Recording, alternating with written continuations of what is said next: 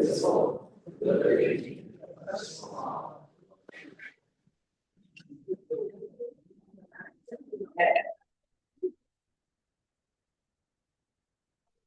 Okay, first item on our agenda is approval of the minutes. Anybody have any changes, questions? Ask motion. Mr. Chairman, I make a motion to accept the minutes from last month's meeting. I'll second it. All in favor? Aye.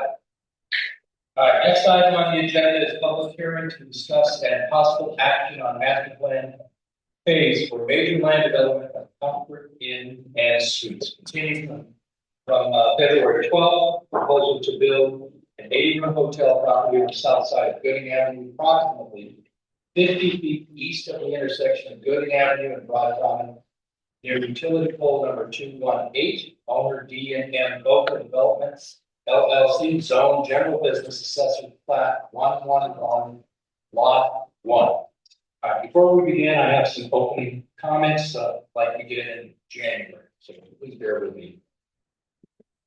Just to recap, that. Can you hear me now? I have to put these right here. All right, thank you. All right, so to recap, on 13 March, we had a pre-application meeting. No decision was rendered. On 28 August, technical review committee meeting was held. And we provided the applicant with a number of comments and recommendations, and the applicant notified us that they would take these into consideration for the preliminary plan. Last month, on the 8th of January, we met initially for the master plan review, and it was continued briefly to earlier this month just to accept the applicant's request to continue it again, and it's continued to tonight on 5 March. As a reminder for everybody, we are here tonight to listen to the applicant talk about the master plan. There are 3 major stages in planning in the state of Rhode Island. There's the master plan, which is all this is a general project plan. The next phase would be the preliminary plan, where you get into a lot of the details and the engineering and permits and things like that. And then the last stage is the final plan. At the conclusion of this master plan review, we will provide the applicant with a decision, including any conditions necessary for inclusion in their preliminary plan, if we approve the master plan. If the master plan, along with any conditions, is approved, the planning board will again take public comments at the next stage, which would, as I mentioned before, the preliminary plan, and that will be a public meeting. Tonight, we are going to first hear from our own peer review engineer, Ms. Bree Sullivan from Fuss and O'Neill, on the concerns that were raised by the abutters to this project. We will then hear from the applicant and their counsel and experts, and they will be responding to the public's comments from last month's meeting. Once the applicant has concluded their redirect, the public will have an opportunity to comment. Given the number of people that we have here tonight, and we have a pretty good sized crowd, and I think that's wonderful, we want to give each of you an opportunity to talk. So as I said last month, we're going to limit your comments to 3 minutes, and please respect the 3 minutes. I know we had a couple of folks that spoke longer than 3 minutes, and there were folks in the public that said, yeah, that's okay. We're not going to do that tonight. We're going to limit it to 3 minutes so that everybody has an opportunity to speak, and then you can come back up and speak again if you choose. As I mentioned in the last meeting in January, we will not, and I repeat this, we will not get back and forth cross-examination or debate between the public and counsel for the applicant. We don't want to get into that. Let's be respectful of each other. Tonight's meeting will conclude not later than 10 o'clock tonight. And the applicant has given, us, the planning board, until March 27th to act on their application. So it's possible we could continue from tonight. Next steps. When the public comments have concluded and the applicant has addressed the public comments, we will close the public hearing. Then the planning board will discuss what we've heard and take a thumbs up or thumbs down vote to direct the town solicitor to prepare findings of fact and a decision on the master plan application. We will, with the applicant's concurrence, continue this planning board meeting on the master plan application to allow for our deliberation and vote on the findings of fact and the draft decision. Lastly, and before, whoops, let me go back to that last point. Lastly, and before we hear from our peer engineer, I personally would like to ask the applicant, and I want you to just consider this, please. If the owner will agree to a deed restriction for the hotel that would prevent the conversion of this hotel into community housing, such as a rooming house or anything like that, other than a hotel, I would like to see that kind of a deed restriction. And I'm just going to leave that out there and for your consideration. All right, so I'm going to turn it over to our peer review engineer.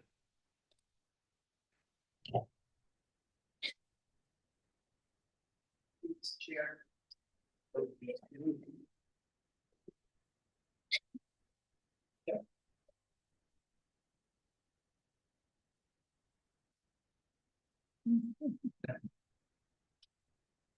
How's that?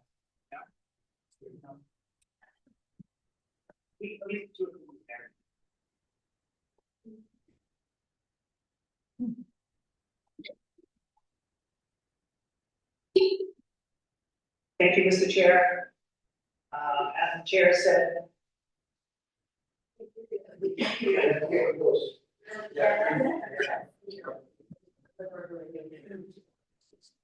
If you could just turn it. How's that? Perfect. Thank you. Thank you, Mr. Chair. I will repeat, my name is Bree Sullivan. I am with Wilson O'Neill out of Providence, Rhode Island. And we were requested to do this peer review of the materials. It was a supplemental peer review of the materials that was submitted by the abutter, Mr. Spinard. I hope I pronounced that right. And the supplemental materials submitted by the applicant's engineer, Creed Engineering. And we performed that review and provided a report on the findings that we came up with after the review. So I'm going to start with the easy stuff in this review. The infiltration rate was a big issue with the abutters. So we reviewed the submitted documents as well as the supplementary materials submitted by Creed Engineering. And we all agree, including the applicant's engineer, that the infiltration rate was not originally correct, and that has been revised. The infiltration rate, the revised infiltration rate was also submitted with calculations to show that the revised lower infiltration rate actually does not affect the runoff appreciably. And I'll get to that in the future items that I'm going to talk about here. So moving on to the infiltration at the site, we did want to note that because the infiltration rate is so low, one of the things that we want to draw attention to and we want to suggest to the applicant is to demonstrate that the infiltration system is going to actually infiltrate into the ground in a vertical manner rather than traveling horizontally once it hits a restricted material. That can be an issue when you're infiltrating a large quantity of water in a system. So I think what would be appropriate is to demonstrate that, we're not gonna see breakout, that it's gonna discharge, from the site rather than infiltrating into the ground. It's a common thing that typically happens with septic systems as well. It's definitely something that can be, addressed. The other thing is we had a conversation, with the planning board about the porous pavement that was brought up in the technical review hearing. While porous pavement is a very good BMP, and it provides a level of conveyance and treatment, that is commendable, I guess is the word for that. The problem with porous pavement is maintenance. And when it performs well, it performs well. The issue with porous pavement is if you rely on that as your stormwater handling measure, what happens is when it gets clogged, and it will get clogged, the pavement matrix, you create a condition that actually could be worse. And understanding that operation and maintenance is part of the agreement from the planning board, or the conditions from the planning board, it still can create a condition that is undesirable. And the level of treatment provided by porous pavement can be provided elsewhere. So that's just a suggestion. That's something that the planning board should consider removing as a condition, because the proposed stormwater handling system at the site would be sufficient to handle the stormwater treatment. So now I'm going to get to the big items that everybody I assume is here for. And I'm going to preface this by saying, I've been an engineer, and most of my career I've dealt with drainage issues, culvert replacements. I started my career in the central area in Boston, so there were some pretty big drainage systems there. And I've seen a lot of New England infrastructure in bad condition. And I can say that we're at a period where a lot of the drainage infrastructure that exists right now needs to be replaced. Many of the structures that were installed were really not installed with much forethought or design. Typically, what we see when we replace these culverts and stream conveyance conduits or pipes, we're usually seeing 4, 5, 6 times the size that we're replacing it with, because that's what should have been installed. So, and the reason why I'm speaking to this is, I know that one of the big issues that people have raised as part of this project is this flooding concern. And so I'm sure everybody here knows, but I will call attention to the plan on the screen. The area we're talking about is to the east of the site, which on this plan on the screen is to the right of the screen. So in the applicant submission, so again, speaking to this, the level of submission we're talking about here, the master plan submission is not typically supposed to submit drainage calculations, detailed drainage calculations. The applicant did, which is good because it allowed us to evaluate the suitability of the stormwater treatment on site to protect the off-site areas from additional water and flooding. And that's required. That's a requirement, statutory requirement in the state. So the applicant provided the calculations, and essentially what it shows is what I would consider to be a significant reduction in flow of 100-year storm. And the reason why I say that is there was an issue identified by the abutter, Mr. Spinard, that the site will increase flooding off-site if it's allowed to proceed as designed. And I'm paraphrasing. And I want to say that for a development of a site like this, applicants have to show that there's no increase in runoff rate, so peak rate, or volume. And in this case, the rates and the numbers I'm going to give you, percentages I'm going to give you are based on the new infiltration rate, not the old infiltration rate. 29% less peak flow and 11% less volume. That's a significant reduction. But I will say that 29% less peak flow from this site is probably an insignificant amount in the watershed of the creek. Because the creek watershed is much bigger than this site. So the applicant, in terms of downstream impacts, the applicant has shown with their submission, which by the way, some of which wasn't even required to be submitted, the applicant has shown that this site's development will not adversely affect flooding off-site. And I do want to speak also to the request for a downstream impact analysis.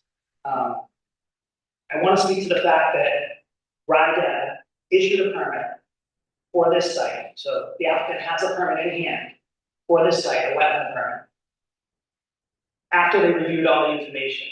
And I can say that RIDA is very thorough. I've applied to them several times before, and their reviews are not cursory. So, in summary, we can say that the concerns that were raised by Mrs. Spinard have been addressed, have either been addressed in the original submission or subsequent follow-up submissions by the applicant's engineer in their letter that we reviewed.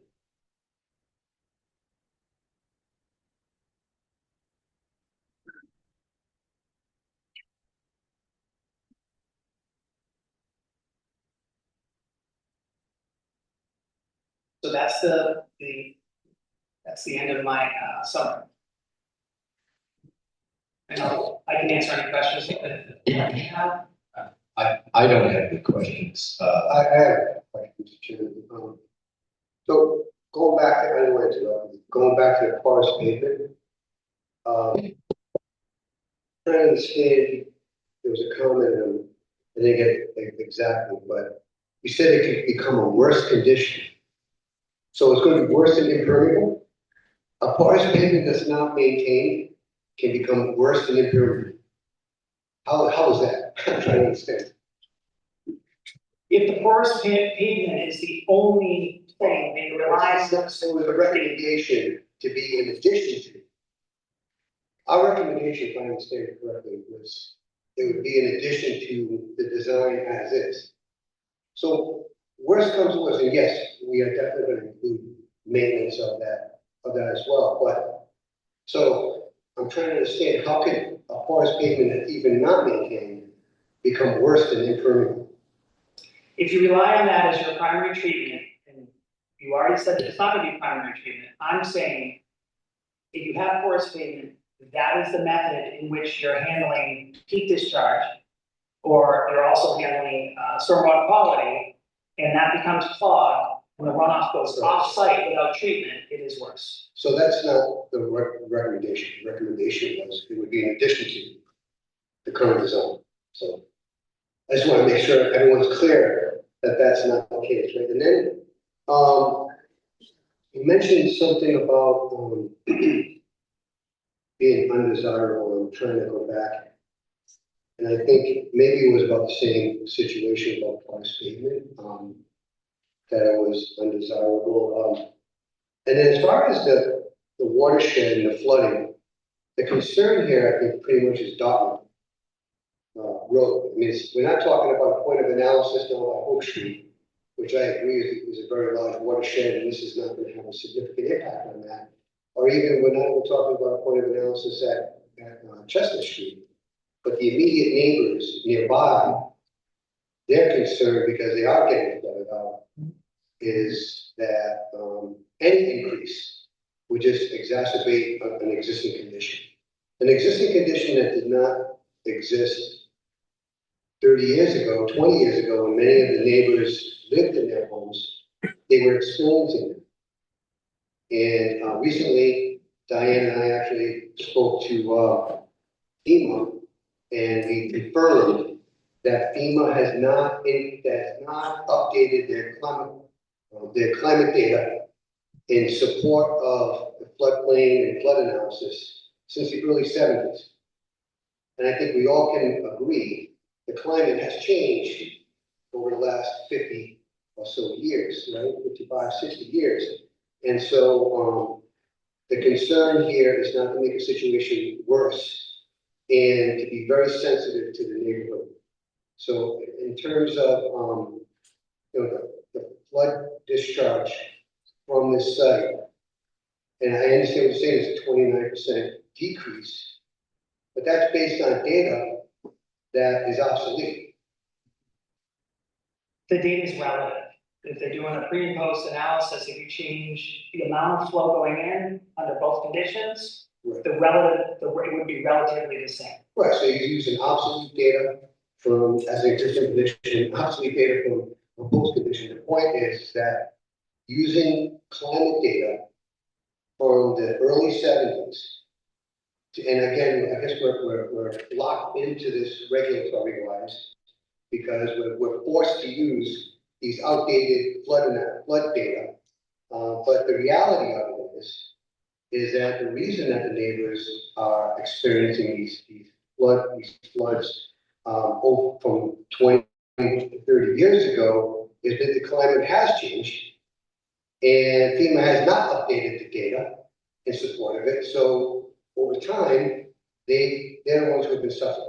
And so, and what my request was to the engineer, to Dupree Engineering, was the same request I made to Potter Engineering when they were designing the high school, is to try to go way beyond what the limit is, instead of having a net zero impact, to perhaps go a little bit further beyond that, because of the situation that we're in, where the government has not given us updated information that is relevant to today. And that was a request that I would still make to Dupree Engineering and the applicant, that they try to go beyond. I'm not buying that 29% is significant. I'd rather see them see if they could do better than that. And so I don't want that comment to also be lost in the request that we have for them to actually go beyond and try to reduce it further.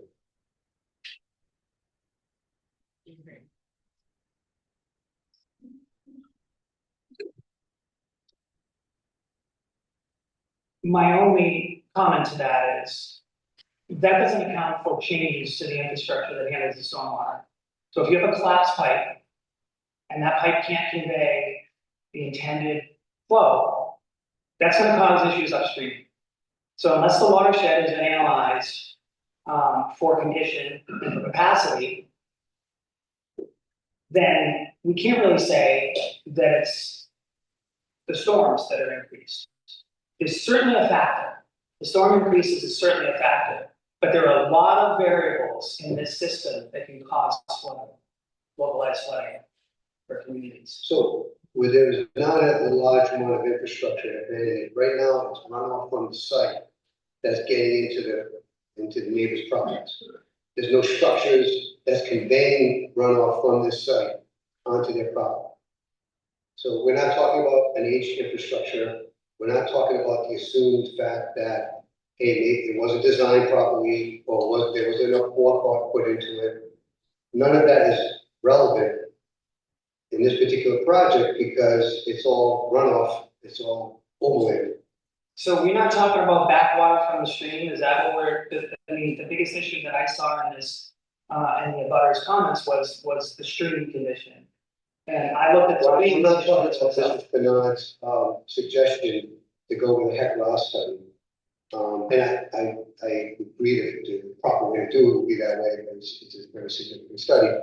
What I am suggesting though is that the immediate concern of the neighborhood surrounding this development downstream is there flooding, and there's no infrastructure there that's impacting it. And so it's not relative to the head loss. Okay, all right, then that's a separate issue. I thought that that's where the. I just don't want, you know, I understand you're going on record, and I don't mean to, I'm not trying to pick on anybody, but I'm just trying to make sure there's certain elements in the record regarding forest pavement request.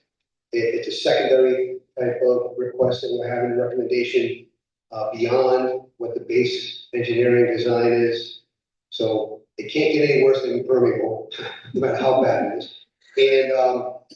And then I want to make sure that the neighbors' concerns about flooding is adequately in the record, where we're not talking about infrastructure, we're not talking about the head study. We are talking about just discharge from the site overall. So that's it. I just want to make sure it's on. Okay, thank you.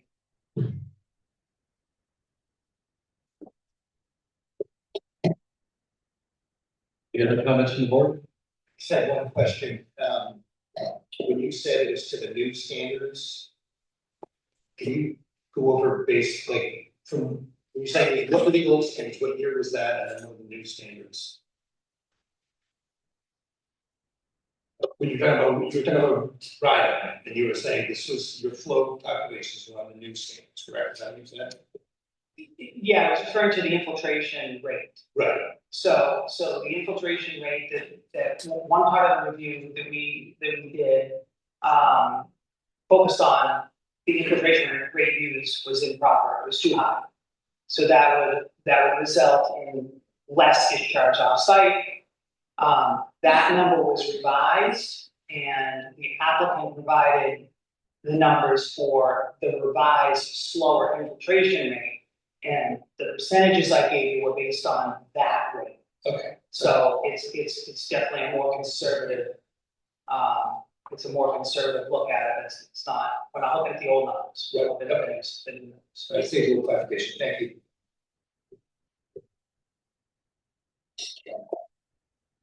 Right, anybody else? Mr. Resnick? You have mic.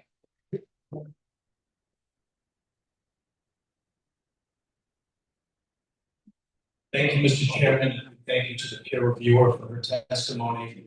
Mr. Chairman, I have some comments this evening, but I think first. Can you hear me now? All right. Let's go. Here we go. All right. Thank you, Madam Peer Reviewer. Mr. Chairman, I have some comments this evening.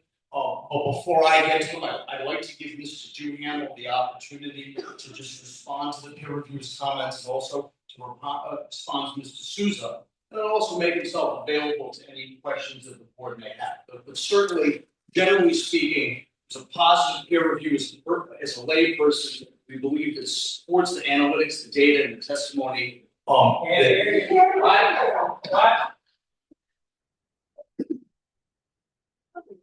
We appreciate Mr. Duhamel will come up and provide some testimony. Before Mr. Duhamel comes up, Mr. Chairman, you asked a request at the beginning of the hearing. You asked if we would consider a deed restriction. So just to give the audience the benefit of what we're talking about, there is some proposed legislation. It has not been passed.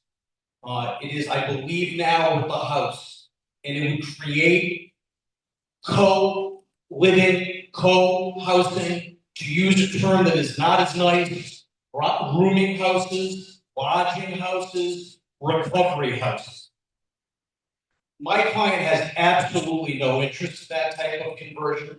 I would indicate to you that all of those types of living spaces need a kitchen. We've already agreed that there are no kitchens in these units. And if we are lucky enough to receive a master plan approval, we will agree to a deed restriction that would restrict that type of cohabitation.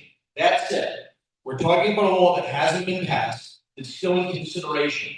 So the exact language of the deed restriction is something that we're gonna have to work on at preliminary. I will represent to this board in a very general, conceptual way.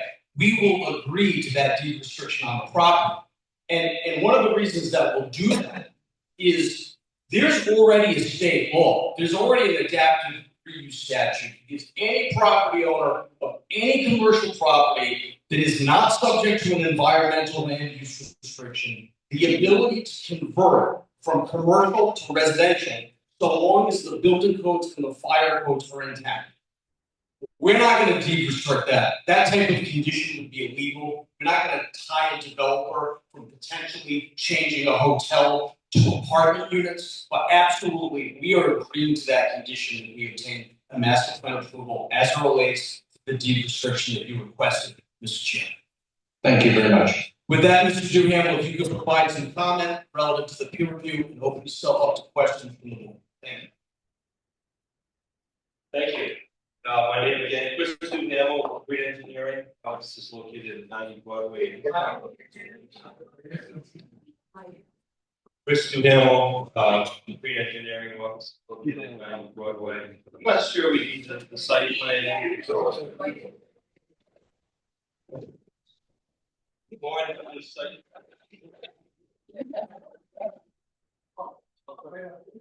Yes. Hello. Does the board need a site plan in order to talk about the issues? No? Okay.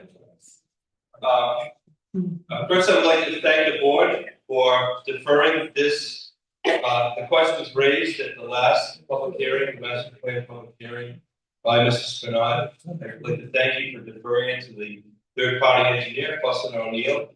It's actually the fourth-party engineer. The RID has evaluated this design and approved this design previously, and now we have a fourth-party engineer, Fussin O'Neill, that has evaluated the integrity of the data submitted, the integrity of the analysis, and I must say that I agree with everything that is listed in the report that was received this morning. I've gone through the report, and it verifies that there is a loom on site. It considers that the analysis of the infiltration has met, I'll add my point to this, it has met what the RID stormwater manual requires for infiltration rate, but it also asks for consideration to be more conservative, to lower that rate by a factor of 2. And that was stated at the last meeting by Mr. Spinard that it should be lowered.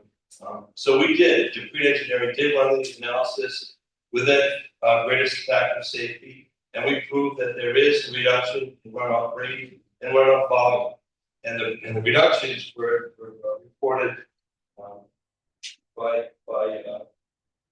Ms. Sullivan as a significant reduction.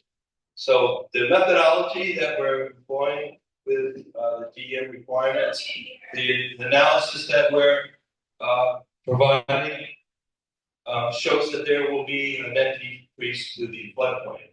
Are we going to reduce the flooding to the site? Not in any significant means, because the watershed of this 1.7 acre development parcel out of the 9 acres that we own is not significant enough to reduce the flooding to any significance. The flooding is really from, and I'm sure the board recognized this when the high school was being rebuilt, the flooding is a result of the culverts that run under the Arco High School. If you look at the data of the beta floodplain analysis, you look at the FEMA flood analysis plan, there is a constant elevation, backwater elevation from the culverts to Gooding Avenue. And that backwater elevation is caused by the capacity of those culverts. It's not the capacity of the stream of analyzing it with this HEC-RAS analysis that is spouted. All this confusion that's been thrown out into the stream, that's not the issue of the flooding. It's really the infrastructure of the Mount Hope High School, and that's been proven out by the beta study, by the FEMA elevation study. Decreed Engineering is more than happy to work with, Town of Bristol, Bristol Consultant Engineering at the preliminary plan stage, to provide for more of a mitigation of stormwater flow from this project development. We have met the requirements of DEM, we've exceeded the requirements of DEM by having less runoff, not just a net zero, but a net 11% decrease in volume. So we're already demonstrated that we're not trying to have the minimum met. We've exceeded that minimum. We could go even greater. I'm not certain. Porous pavement is the only issue, only solution. There could be additional structures under the pavement. I'd like to have the opportunity to work with the town, work with the town's consultant to look at different alternatives, so that we do receive the best design for the town. But we certainly will do that at the preliminary plan stage. The master plan, we're committed to what the requirements of the DEM are, of course, what the town of Bristol requires. No increase in runoff, no increase in runoff volume, and that's what we've submitted. That's what we're proposing. I'm happy to answer any questions on the methodology to get more into the weeds, but we're at master plan, as the chair has said. This is not a point where we get into the exact detail of all the analysis or the design. We have done that as a matter of fact, and it has received the scrutiny of DEM review and approval, which any engineer that's worked, I'm sure Mr. Spinazzo's worked with DEM, they don't take anything lightly. They question and re-question everything, and that's the nature of the record that we have with DEM. There's many of these questions that were raised at the January meeting. They were already asked prior to the DEM approval, and they were already answered prior to the DEM approval. So we're here tonight to ask to answer any questions that you may have, and to give an opinion on what we could do at the preliminary plan stage, where more detailed engineering analysis is required.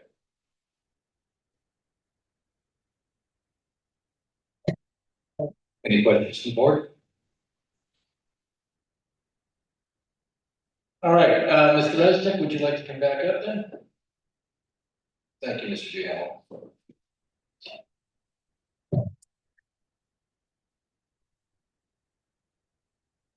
Thank you, Mr. Chairman.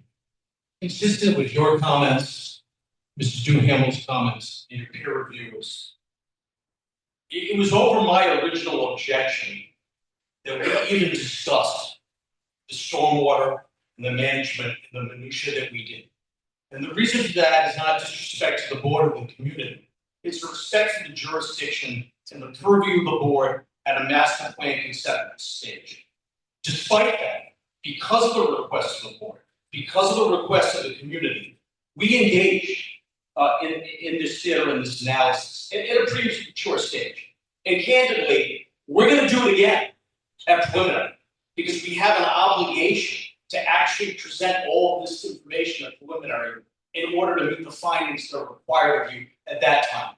When we prove to you that the project that is conceptual now can be built in a manner which is not adverse to the community, relying on all the disciplines we present: traffic, civil engineering, stormwater management, and the like. So the reason why we did it was to be transparent. But the reality is, this board has to be careful, and I have an obligation to tell this board that when we make findings relative to this master plan approval, it's not about DEM permits, it's not about infiltration rates. This is a master plan proposal.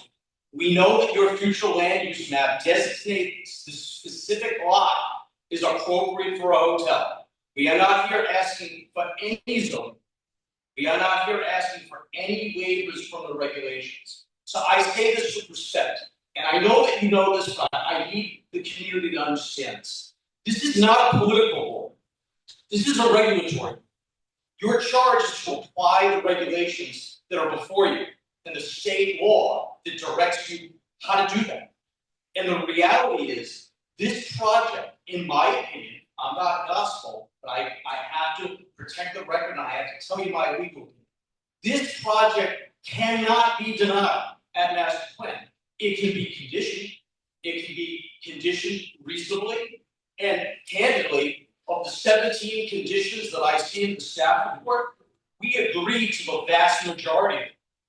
And the concept that Mr. Souza raised, that we would continue to work with the town in preliminary and the peer reviewer to present something that's even better than what we presented at master, we'll agree to that. I can't agree to a condition of a specific degree, but I can tell you that that's the effort and that's what we'll do. We'll be back before TRC, be back with the peer reviewer, and we'll take all the feedback that we hear tonight. But the reality is that we have to constrain ourselves to master plan. And this is a project that conforms with zoning, it conforms with your planning regulations. And we don't have any plan for any further presentation in chief. We have a certificate of completeness, we have a full application, all the information that you need to render your decision is before you. And candidly, even though it's premature, the only established competent experts in the room that were recognized as such with foundational materials provided before they gave the testimony is Madam Peer Reviewer and Mr. Dugan. There is nothing before this board which would suggest that stormwater will adversely impact the surrounding area. And again, you have that evidence sufficient for what you would need a preliminary, never mind what you would need at a conceptual. So I'm happy to answer any questions that the board has. As the community can see, we have a stenographer again. We're going to recognize every comment that's made. We'll study it when we come back for a preliminary. But legally, based on the laws of the state of Rhode Island and the regulations that you were charged to enforce, this project must be approved with reasonable conditions. Thank you, Mr. Chairman.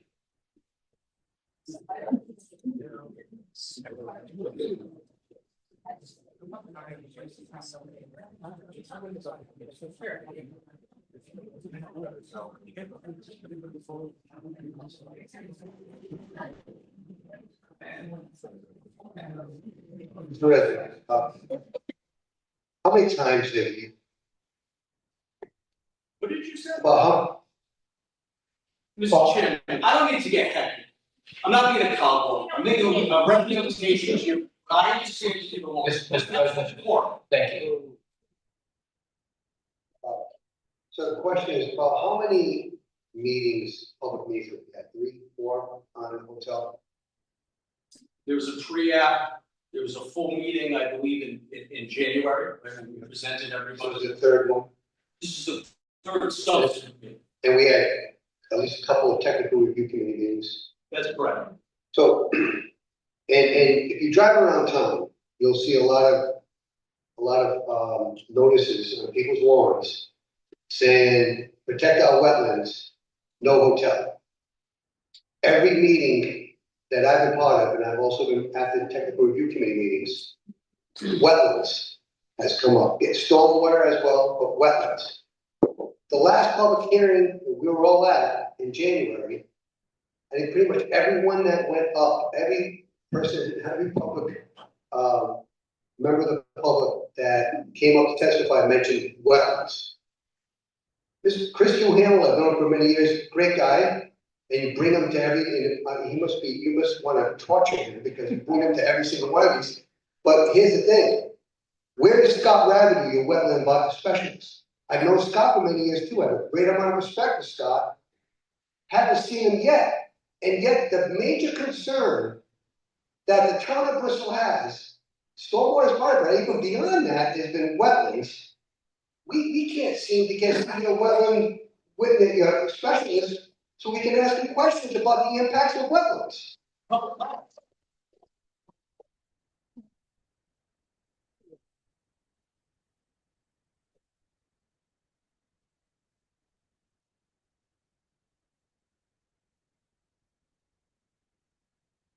The Radico was retired.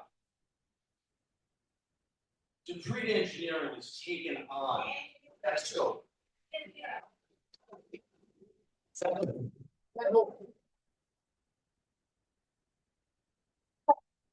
I'm sorry, I apologize. Would it be better if I just talk loud? Yeah.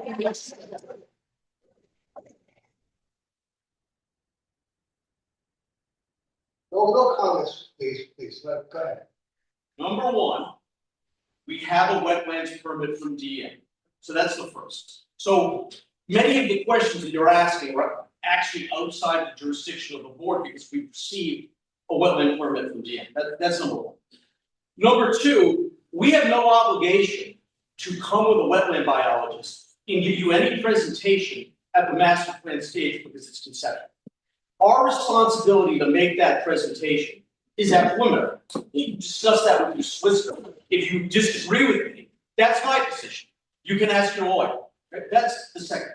The third thing is I cannot control, nor can the applicant control, nor can Mr. Duhamel control, that Mr. Rabideau is retired and not available. Dupree has wetland biologists. They are on this project. They've reviewed all the materials. They will be redoing everything that Mr. Rabideau did. And when we're back here at preliminary, even though it's DM's jurisdiction, and we're going to answer the questions, despite the fact that we have a permit, that's when you get the presentation. You will have a wetland biologist here. You can ask as many questions as you want. The community can ask as many questions as they want. Plus, O'Neill can peer review if you want. We don't have an obligation to do that. No, but there's a little bit of precept and subterfuge. You said to the crowd, why are you hiding the wetland biologist? We're not hiding the wetland. I didn't say hiding, Never- okay, don't believe This me. peer review never should have happened. Okay? This testimony never should have been listened to at this stage. Shouldn't be considered. I don't really want to quote at verbatim your chairman, but he knows what he said. I can go to the transcript. The hearing in January started. Understand that this is conceptual. Understand that they have a DM wetland. Understand what this is about and understand what will come next to preliminary. The only thing that you are granted this evening, or if you grant this master plan, is a conceptual approval, which gives us the opportunity to come back here with all of our experts and prove to you that there's no impact on the watershed, the aquifer, the wetlands, or the stormwater management system. The reason is just simply this. You get the information when you're legally required to get it, and you will get it. And we're going to have public hearings, and I'm sure it'll be one, it could be two, it could be three. And I'm going to bring my entire team. But see, that's the problem. It's a slippery slope. Your chairman, your staff, your solicitor said to me, Mike, I understand you're going to keep the jurisdictional line. Mike, I understand you're going to protect the record. I want you to understand that the questions that you're asking right now, if you were to deny this project, it's a gift to me. Because you're asking questions and looking at things that are not appropriate at master plan. That's why I'm trying to protect the record. Because we don't want to do this. You don't want to do it again. I don't want to do it again. I don't want to draft an appeal to court. I don't think the town wants to spend money litigating this issue, only to come back to be told you asked this information too early. I understand why you want it. Logically, I have no problem with it. But legally, you're restrained. And you started your comments and said, I'm going around town and I see a lot of signs about we're concerned and we don't want a hotel. Mr. Souza, I say this with respect. I said it to Mr. Ruggiero. This is not a town council. You are not an elected official. You were appointed to be on this body to do one thing, to apply the regulations and the law as written. You might not like it. I get it. Mr. President, may I speak now? Yes, Chairman. Okay, so I don't need to be informed by you what I'm doing on the board. You do. I'm also, no, I don't. I'm a professional engineer, I've been for planning boards throughout the state in Massachusetts many times, okay? But I feel, and you could say it's not, it has nothing to do with politics, is that there's a lot of members of the public here, and all of them have come up at some point or another over those several meetings we've had and mentioned wetlands. You bring Chris up to talk about the engineering design, but I could not understand for the life of me why you would not include the wetlands. Now, let's go back to what was, there was a bad call on the applicant's part, and I'm not sure if you were part of that or not. You gave us information. You gave us the stormwater analysis. You gave us all stuff that you could have held back and given it to us at Plymouth, and you should. But once you gave it, we're gonna review it, and we're gonna have questions on it. Now, start with that bottom.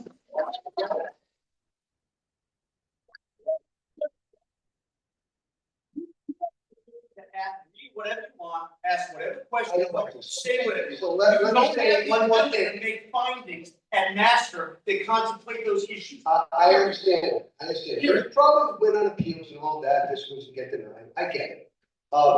You know, we have about 14 references to wetlands in our comprehensive plan about preserving wetlands. Right?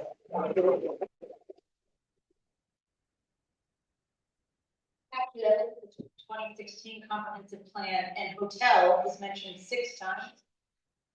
Whereas wetlands are mentioned 31, Silver Creek 33, and flooding 19. So I would like to know if we are going to hold our standards to what is important in the comprehensive plan. Why aren't wetlands, Silver Creek, and flooding important in your view? Or why are you saying the hotel is more important? I'm not saying that wetlands or the preservation of them is not. I don't, that numerical explanation of how many times wetlands have been referenced and how many times the hotels have been referenced, that's quantitative. I don't know qualitatively what it says, what the topic is in that section. What I can tell you is that comprehensive plans have to look at a lot of different goals, many different goals of a community. Low and moderate housing, tourism, protection of the aquifer, protection of wetlands, so many things. And I am not standing here suggesting that I don't understand the questions. I could have legally drawn a line and quite frankly said, Mr. Duhamel, we're not going there. In town, we're not accepting a peer review. And legally, we would have been in a very good place. We didn't do that. What we did is we decided we would be transparent, even though it was premature. And your peer reviewer reviewed our materials and just gave you, I don't want to recite what she said, it's a positive peer review. It's a conservative, positive peer review. So it's not that wetlands aren't important. We went to DM, we have a wetlands permit.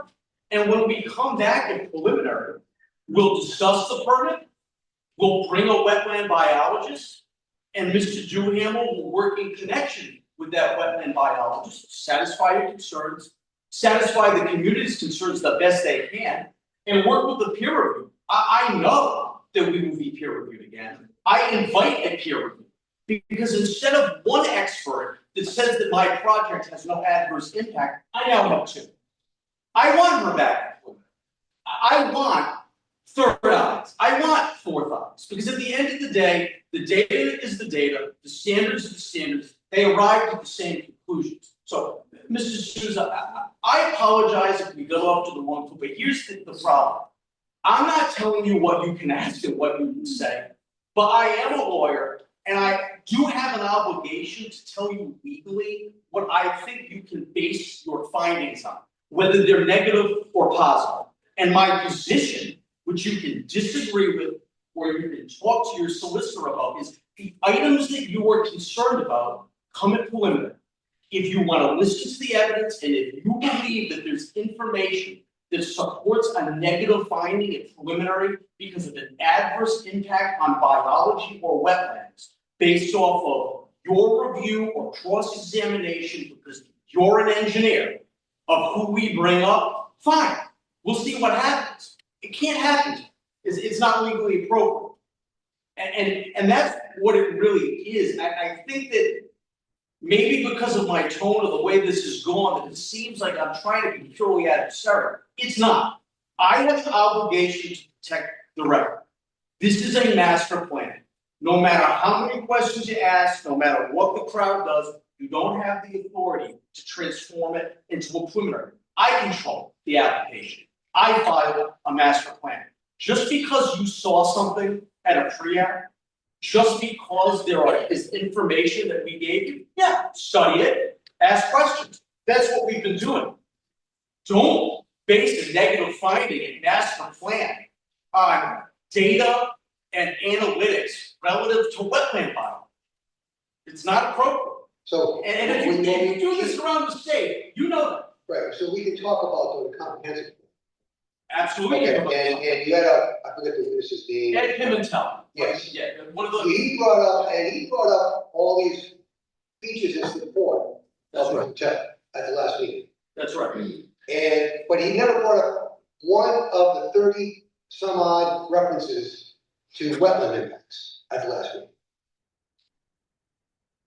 I don't know, So the comprehensive plan Absolutely. does, like, the comprehensive plan does be taken into account in this plan, right? Absolutely. So again, we're trying to bring up something about the comprehensive plan in terms of wetlands. Right. Not trying to go to preliminary, I'm not trying to go beyond and, yeah, you have an RIDEM wetlands permit, okay, I understand that. However, the town also has, in the comprehensive plan, a very focused and often mentioned concern regarding wetlands. It would have been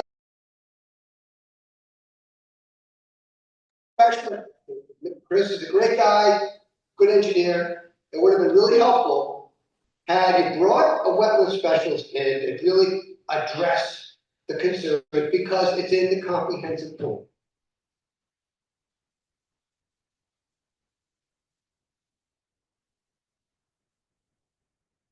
Mr. Susan, I appreciate what you're referring to, and as a professional engineer that practices civil site design, you know full well what the RID and permitting process is, and the evaluation of wetlands, and the function of wetlands. Chris, can you get the microphone? They can't hear you back. Right. Thank you. The issue of wetlands was certainly raised by the public at the last meeting, and I would say that the focus had been on the ability of wetlands for mitigating stormwater runoff, and the focus was on the floodplain and increasing the floodplain within the wetland area. And we've gone to great lengths to demonstrate that we have a plan that will mitigate any increase in flooding. The ability of wetlands on the site is 4,700 square foot of wetlands that is to be altered. That was flagged on the site by Scott Avenue Natural Resource Services. It was evaluated by our biologists at Dupree Engineering. And we certainly agree with what the DM has approved as a limit of wetlands. The function of the wetlands to retain flood storage, the function of the wetlands to increase the water quality discharge to the groundwater. Those are mitigated on site. Those are mitigated with the stormwater management system that retains the increase in flood water before it discharges to the flood stream.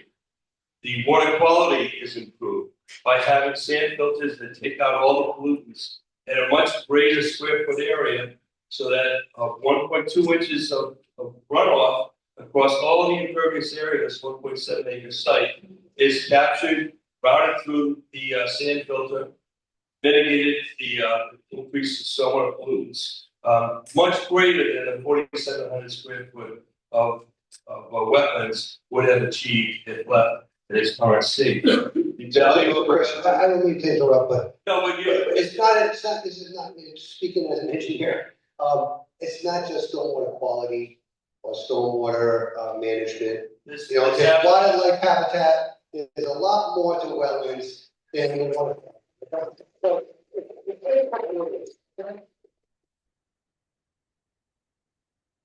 Susan, you presented a narrative, environmental impact statement to the planning board for this meeting, and we evaluated the wetlands, the function of the wetlands.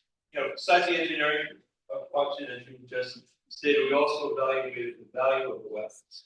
And it was said that to the west of the sewer easement, constructed sewer easement, the habitat areas, the vegetation areas, and we'll bring our biologists in if you want firsthand knowledge of it, but all this was presented to DEM, who has the authority to look at the impact on wetlands. And they agreed with our biologists, they agreed with Natural Resource Services, that the habitat was not a valuable habitat, that confirming what wetlands to the east of the sewer easement was something that was more, had the value within this 9-acre site, where this 1.7-acre site didn't have that same amount of value. So I'm an engineer here, I'm reporting what our biologists and Scott Radley and the Natural Resource Services had. The planning board has had this data. There's been no questions on this. I guess we should have anticipated these questions on the last minute, but it's been flooding. We've been having nothing but questions on wetlands. Come on. But it's flooding. Please, Mr. President. No, but, you know, you're referring to a report. Yeah, we have a report. But there are questions that people, myself included, the board, has regarding wetlands, because it's in our comprehensive plan, so preferably, and, so we just wanted to ask questions to a wetland specialist, not an engineer, not an attorney, a wetland specialist.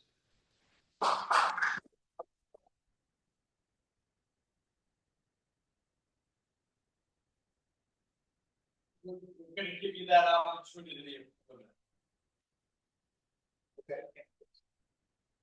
This is why I had serious concerns about acquiescing to the chairman's request and your attorney and your staff, because this is the slippery slope. No, this wetland, the wetlands, forget about the reports, forget about all of that. The wetlands is part of a comprehensive plan, and that is a basis for an evaluation at master plan. No, it's not. So an impact to our comprehensive plan is not to be considered at master plan. The materials that we presented relative to the biologist, wetland specialist. I'm not talking about those materials. If you're impacting wetlands, we don't evaluate that. I completely disagree with the concept that because your comprehensive plan says protect wetlands, that we cannot harmoniously both protect wetlands and create a hotel where this planning board. I'm not saying you where can't. this planning board. I'm not saying you can't. Let's understand the history. The town council was revising the comprehensive plan that you're speaking about, right? And they sent it to this planning board. Now, I can't say what the makeup of the planning board was at that time, so I'm not suggesting that it was you or that it was Mr. Katz. I'm suggesting your peers, whoever was the planning board at that time.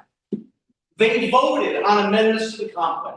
One of the most important documents in that comp plan, well, the most, is your future land use map. A lot of times, the future land use map kind of shows the general areas. That should be commercial. That could be residential. It usually doesn't do it like specifically by lot. This specific piece of property was stated to be the best location for a hotel. It's on your future land use map. It is the operative document that you need to consider in a master plan and in determining whether this project is in compliance with zoning and your comp plan, which is your future land use map.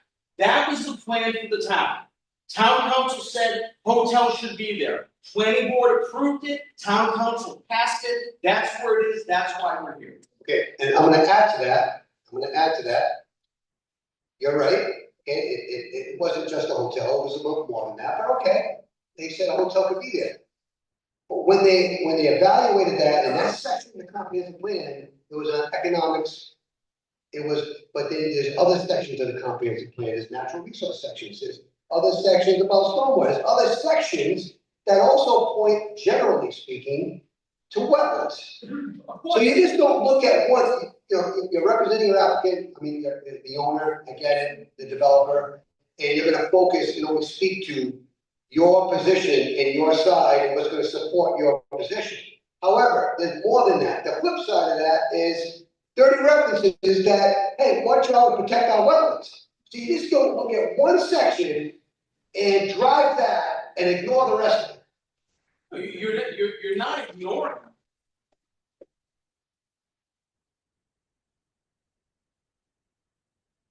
We have no legal requirement to present you with a wetland biologist in Mashpee. We're gonna do it at preliminary. So But when we're making a decision in master plan, and you're forcing down your own comprehensive plan says a hotel should be on this site, okay? Yeah. Well, guess what? There are other parts of the comprehensive plan that refers to wetlands, and that needs to be taken into account as well. look at the future land use map, that's the key. That's the key. The future land use map may not have been aware of taking into account the wetlands that are on the site. The planning board and the town council had no idea that. No, a lot of times they don't, because they're looking at one section, but they're not reviewing, they don't have the backup data that supports where the wetlands are. Come on. I appreciate this, we can do it at preliminary, one final comment. And I'm not the arbiter of the law, or our Supreme Court is, but you should talk to your attorney. I will.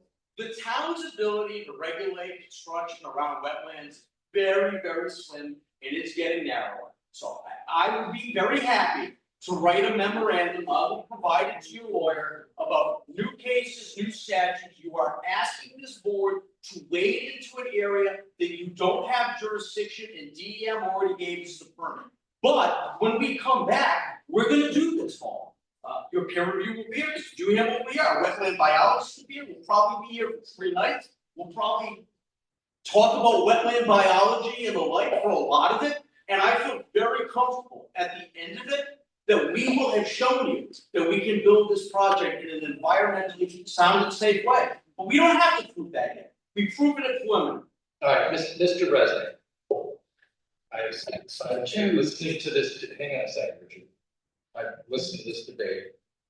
I know the law, and you know I know the law.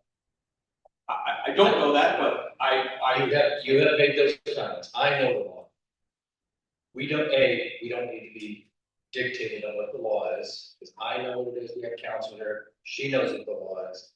This is the issue, and I would appreciate it if you would at least recognize this issue. You are absolutely correct, and I stated it in my opening statement tonight, and I stated it last time. This is master plan, it's conceptual. We get it. But you have a number of people here from the town, and they are intimately focused on water. Every single time this planning board meets on, there hasn't been a single, every single project that I've sat on in the last 15 years, water is a topic. And these people are highly sensitive to it. There are some people that live in Dartmouth that are getting flooded out for a variety of reasons. All I would say is I would appreciate a little more sensitivity to their sensitivities. And when we get into the preliminary plan, yes, we will discuss in intricate detail how your plan is going to assuage their concerns and prevent flooding and all of the other water issues that could come about. But get it, let's not lecture each other over this. Anyone, please. Mr. Chair, I'm just gonna end, and I'm gonna sit down on this final. I understand that you took it as lecturing, but here's the reality.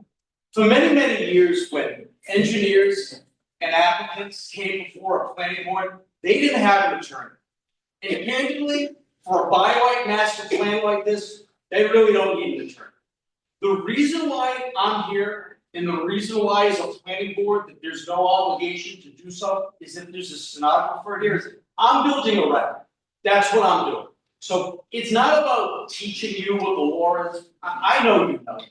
Somebody may have to read this, and I'm going to put every single thing that I need on the record, and candidly, no one's going to stop me from doing it. As it relates to empathy and listening to the concerns, I've done it. I've read every line in the transcript. I'm going to sit down. I'm not probably going to talk for the rest of the night. I'm going to take notes.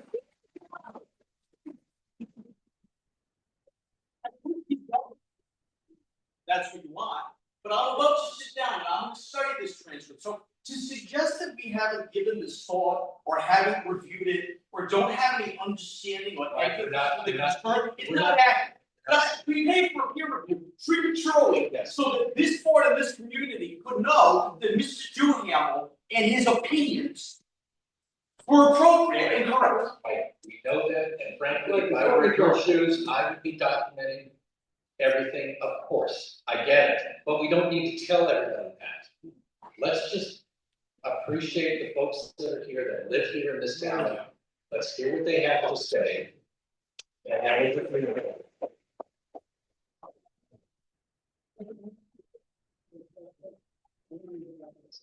No, I have my son, I have a right. I want to address him. Right.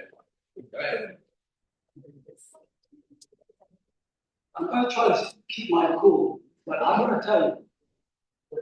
I've sat on the town council for 18 years. I sat on the town council for 18 years and now I'm sitting on the planning board. Never, ever have I been spoken to by someone like you in all those years. You are an arrogant person. And let me just.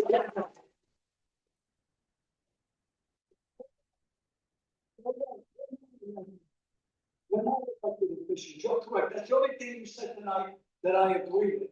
But we are appointed by an elected body, the town council, to represent the people of Bristol and protect their interests when it comes to planning development.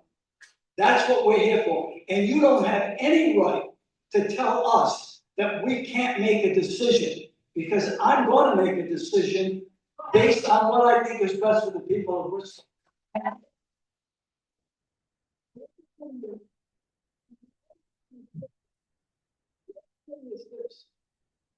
How do you know DEM made the right decision? I don't know that. I don't know that because 8 years ago, they made an opposite decision. So when you tell me you got your permit, I agree with you. DEM gave you that permit. I don't think it was given correctly, and I think the town should appeal that decision.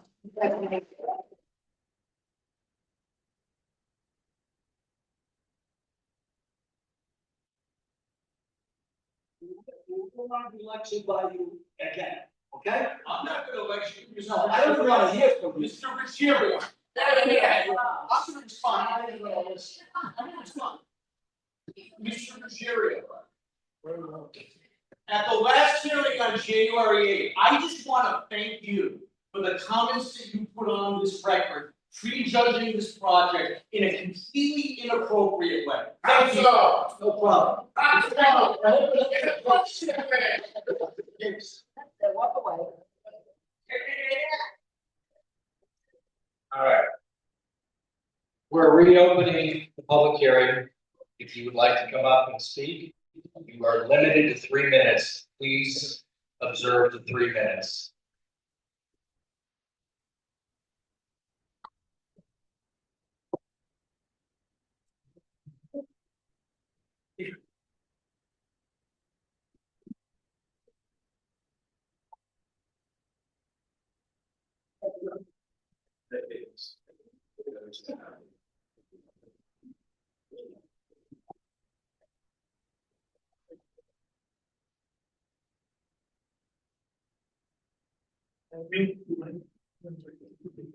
Thank you. My name is Ted Bernard, 35,000 Street in Bristol.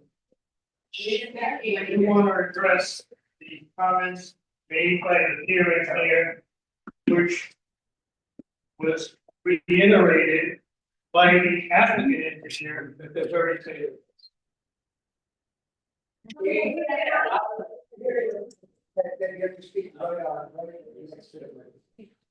Deal with me as I get my presentation up there. Hopefully it's not on my screen.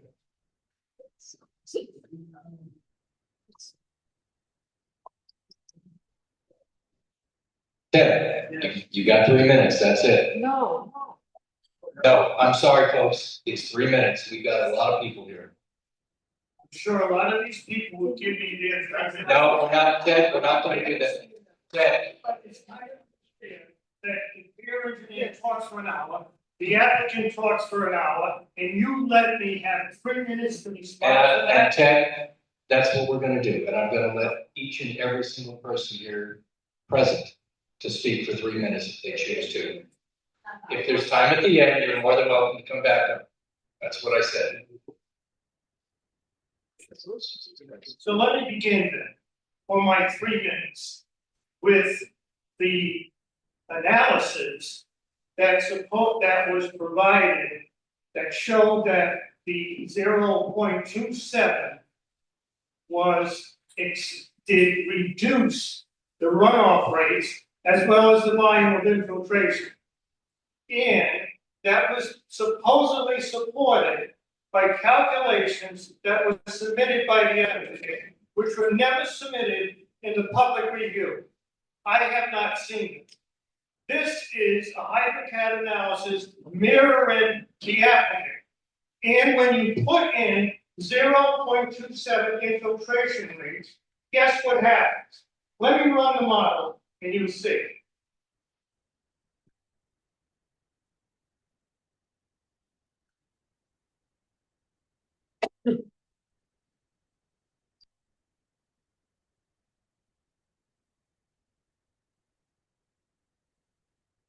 The model is running. The model simulates the stormwater system and how it was supposed to produce the runoff rates. Look at the first thing that happens.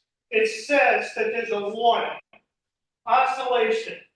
This message may indicate that your results are invalid. Okay, that's what it says. Let's go to see why it says that. So we'll click it again so the model can run. What we see is that what's happening is that you are getting tailwater, backwater, causing isolation that makes the model invalid because it cannot respond to this fluctuation that is being caused because the inflow cannot be handled in those infiltration chambers because of the reduced infiltration rate.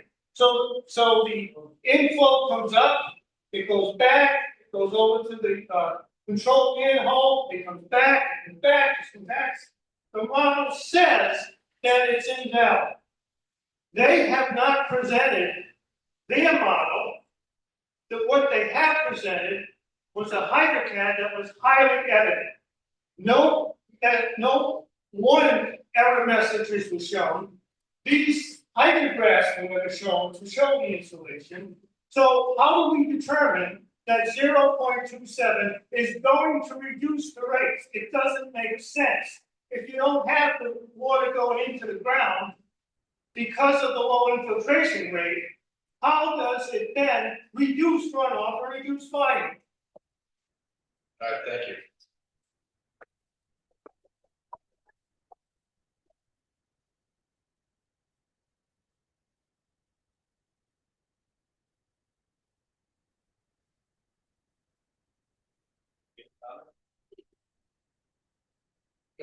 We did not review the model. We got the results. So we reviewed the results because we knew the model review would occur at the next phase. So we did not review the model, but oscillations can be resolved in the settings. Okay, thank you. That's not true. Would anyone, all right, It'll be interesting. it will be addressed. Correct. Would somebody else like to come up and speak? I'm not sure how this is gonna work. Anthony Sparrow, Sparro. 390 Hope Street. I'm an engineer. 1090 Hope Street, HOPEST.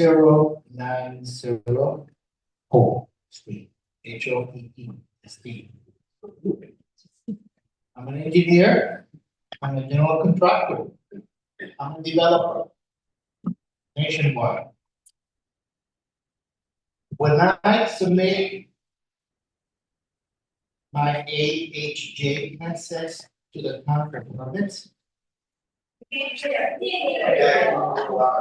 when I submit my AHJ plan sets for permits to any town, I may have all the calculations and all the codes and all the requirements required for that plan to be approved. if anybody abundant to the project that I'm doing has an objection to it for whatever reason, that has to be addressed. I don't hear that here, you know. Bristol has the AHJ responsibility on behalf of the town to really decide whether the project goes forward or not, to the benefit of the town. Okay. Number one, in the last meeting, I understood that the sample that was taken on the ground was different than the sample that was provided to DEM for DEM to base their decision on the applicant approval. I haven't heard resolution to that discrepancy of samples provided to DEM for them to make a decision. Secondly, I haven't seen any representative from DEM over here recommending talking about the decision that they made and why they made it. That would be helpful for us to understand how they arrived at that decision. Okay. Number three, you have a full house over here, Bristol residents that I believe have an issue with this project now. That should be enough for you to know that, you know, oh, it's something else. Number four, when I am a developer and I submit a bid to any government, okay, I have to present a bond. I have to present a bond. I have to present a bond. I hear it. So if I'm saying I am going to build a building, it's going to cost $20 million. It's got all PE licensed engineers approving the plans for all the codes and all the regulations. Anthony, thank you. No, but wait a minute. No, One Anthony. One condition I'm gonna No. recommend is that you request a bond on behalf of the town for any liability costs on this project. Anthony, all of that will be handled.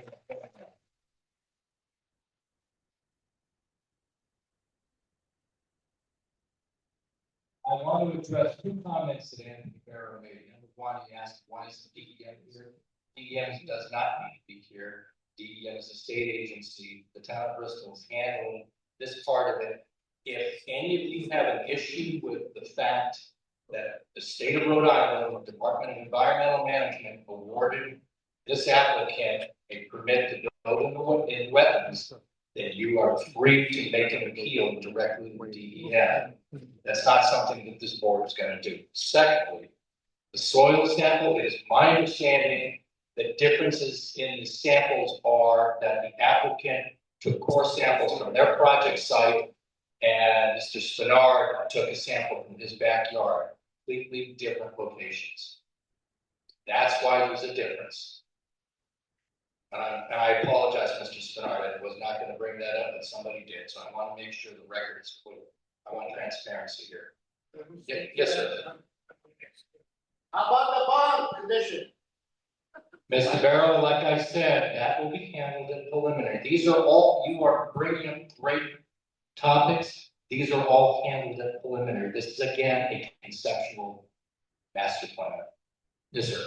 Thank you. My name is Doug Klein. I live at 3 Old Orchard Farm. Right into the microphone, Mr. Big mom. You hear me now?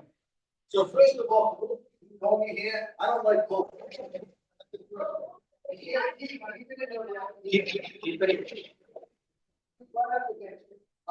That better? Yes, sir. Thank you. My family's lived in Bristol since the 1800s. I know a lot of this town. I'm 65 years old. I've walked a lot of this town before a lot of houses were built. I know that area very, very well. My concern is not the water that's on the surface today. It's where's the bedrock down there? It's all going to run downhill into that swale. That's in the lowest part of Gooding Avenue. Where's that going to go? We don't have any results yet from the high school. We don't know where that's going to go. We know Bristol's loaded with flood. Part of our problem, yes, infrastructure, whatnot. Building an 80-car parking lot or wherever it's gonna be, is not gonna be great for this town. It's gonna run downhill. I don't care what you say, you put it in tanks, they don't work. I did a project in Swansea. I hired the best engineer I could hire 20 years ago. Guess what? They failed. They failed miserably. They still have my money as the bond up there in Swansea because I can't get it back. So as he said, when that comes to the next meeting, I'm gonna encourage you guys to put a decent bond on that. It should last for at least 5 to 10 years. This is too much of a valuable resource that we have in this. There's tons of wildlife here. We're getting bald eagles back. We have deer all in that area. We have everything. Don't ruin it. That's all I need to say. Thank you.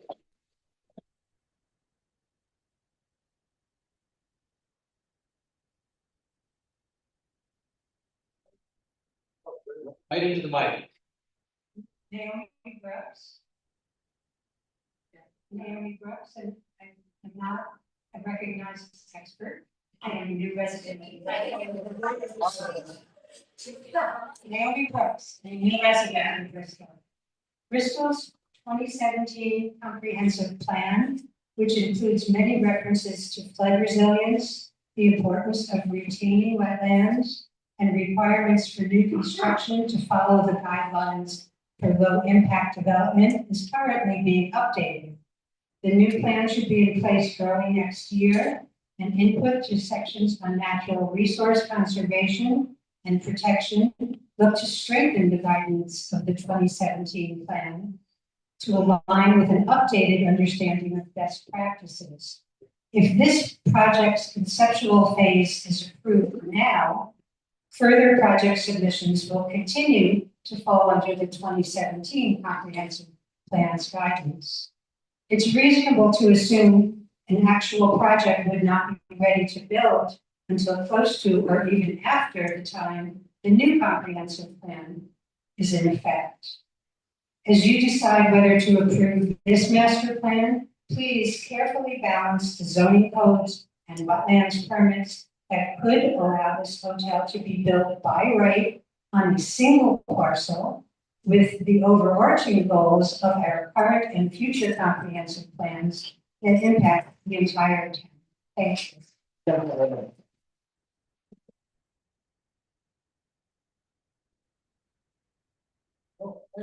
Patrick Gerard, PhD in geology. I've been working as a geologist since 1957. Can you speak up just a little bit, sir? Okay, can you know what? About touching this, not to set off the explosion. In here, I worked for the USGS, the US Geological Survey, the Chinese Geological Survey, and the Turkish Geological Survey. And mapping around in Rhode Island issues. I've been involved in the Conservation Commission here in Bristol and have written many letters to the Phoenix concerning the flooding issues around town. So I have been paying attention to some degree. Now, I'd like to talk on the first thing, talking about infiltration and laboratory measurements. The material that's here, map on till, it's glacial till, it's a mixture material that's just thin coating over bedrock. That over 1,000 feet of ice sat on, and it's compressed. Nothing particular will filter through it. And not only slow in filtering anything, it is actually used as coatings underneath landfills to keep the toxic fluid from the landfill from entering the bedrock. You're not going to have any significant infiltration on this site. And the site also does not have any room for retaining ponds. What's there is going to run off. So you're having the site run off. It's going to be impacting the overall wetlands, but more specifically, it's going to point in the nearby streets that are already stressed. So you're focusing this extra runoff right on. The water has to go someplace, and that's where it's going to go, and into some of the school yards. Keep this short. Across the street, you've got Block Common Road, at that corner, it's UPS. There's cars coming in and out of there constantly. You have a traffic problem. That hasn't been addressed. The issue is that this does not benefit the town in any way. I don't know that there is any need for it. All right, thank you. And your concerns are definitely going to be considered as part of the preliminary. Thank you.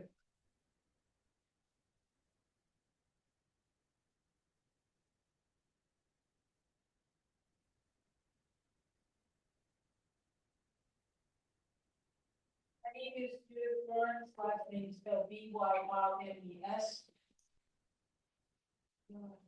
Good evening.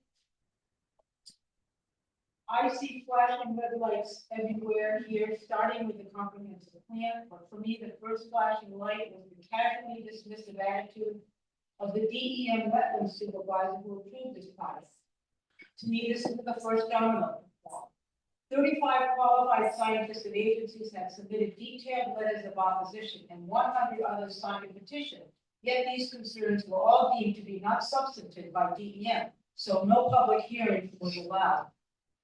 Second, although DEM inexplicably had given this project a green light, the permit was careful to state that DEM assumed no responsibility for any damages as a result of this approval. In other words, the townspeople had no say, but when things go wrong, we get to deal with the consequences and pick up any bills. I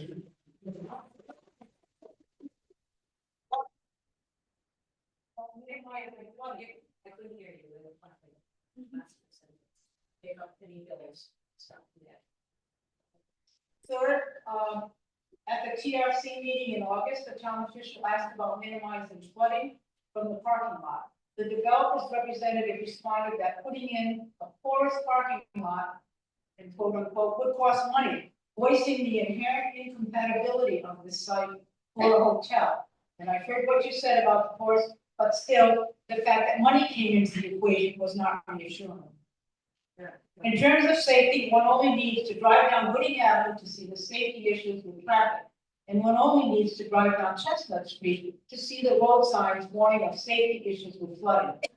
Both of the traffic studies determined that the hotel would pose no traffic safety issues. But as previously stated, neither study included the Gooding Broad Common intersection, although that intersection is only 50 feet from the hotel boundary line. According to the studies, most of the traffic on Gooding comes from Metacom Avenue, which means that the 24/7 hotel traffic coming down Metacom will be making a left-hand turn into the hotel, of course, oncoming traffic. And anyone who's ever driven on that road, we know what it's like being at the crest of the hill on Gooding. It's a horrible spot. The area already has existing problems with sight lines, and although the sight lines for vehicles fall within the minimum standard for visibility, this project still creates an obvious traffic safety. Both studies were done for the off-season, a Curious Choice or a tourism-related hotel. The most recent one, Wednesday, April 5th, 2023, over 2 periods totaling 3.5 hours on a cloudy day with a temp of 40 degrees. That was the traffic study. So I share the concern of one of the abutters who submitted written testimony. This is not just about. Thank you, Mrs. Burns. And we will ask for an updated traffic studies part of preliminary that will be done in the spring, summertime during the daylight hours.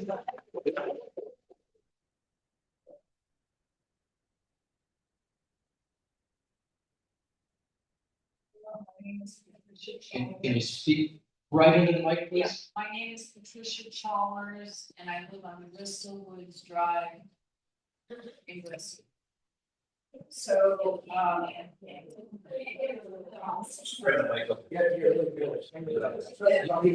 Check the mic up.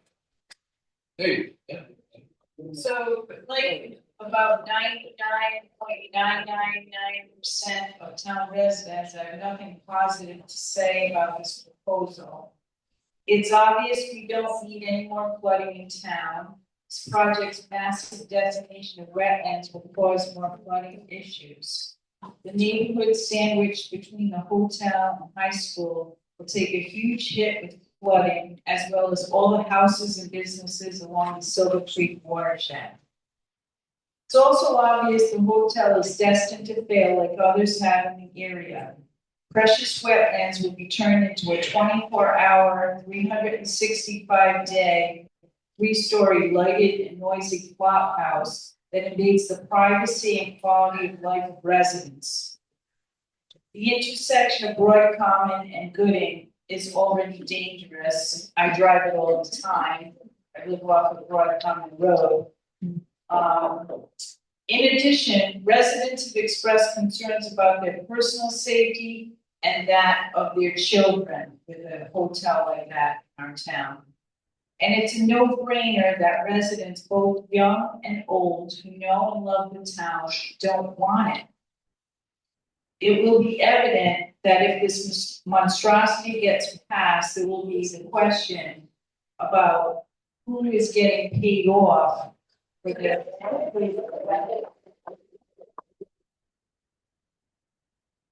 Anyway, the taxpayers of the town don't want to pay for any repercussions of this project. So I'm not sure who will volunteer to do that, but we don't want it. Thank you. Thank you. Mr. Chairman.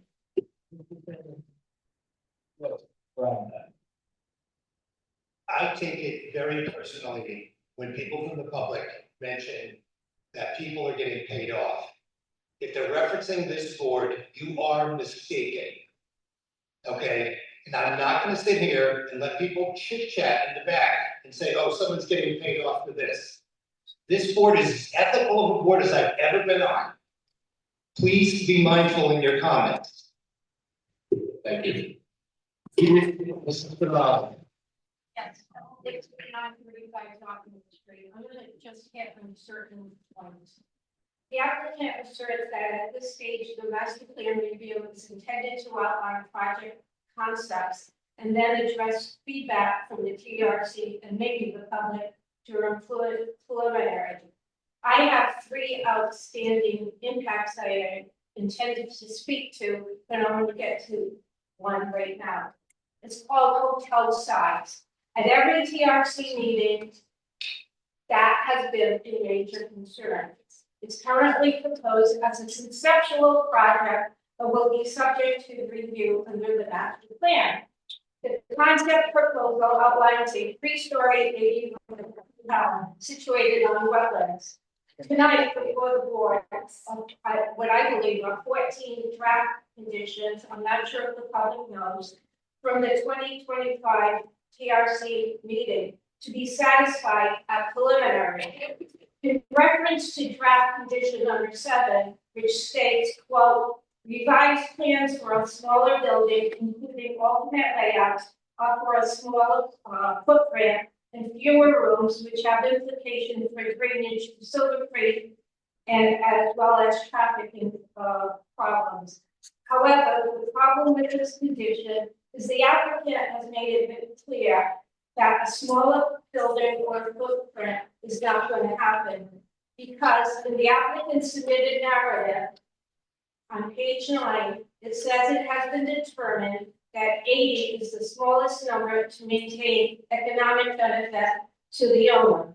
Consequently, if the applicant has already indicated that the conceptual scale of a 3-story 80-room hotel is not subject to the debate, then every impact that the public have brought up and the TRC have become more pronounced and need to be regarded as significant neighborhood impacts. As such, given its size, the proposed development will significantly affect adjacent residential areas through increased noise, lighting, traffic, privacy, property values, and flooding. How much time do we have left? 20 seconds. Okay.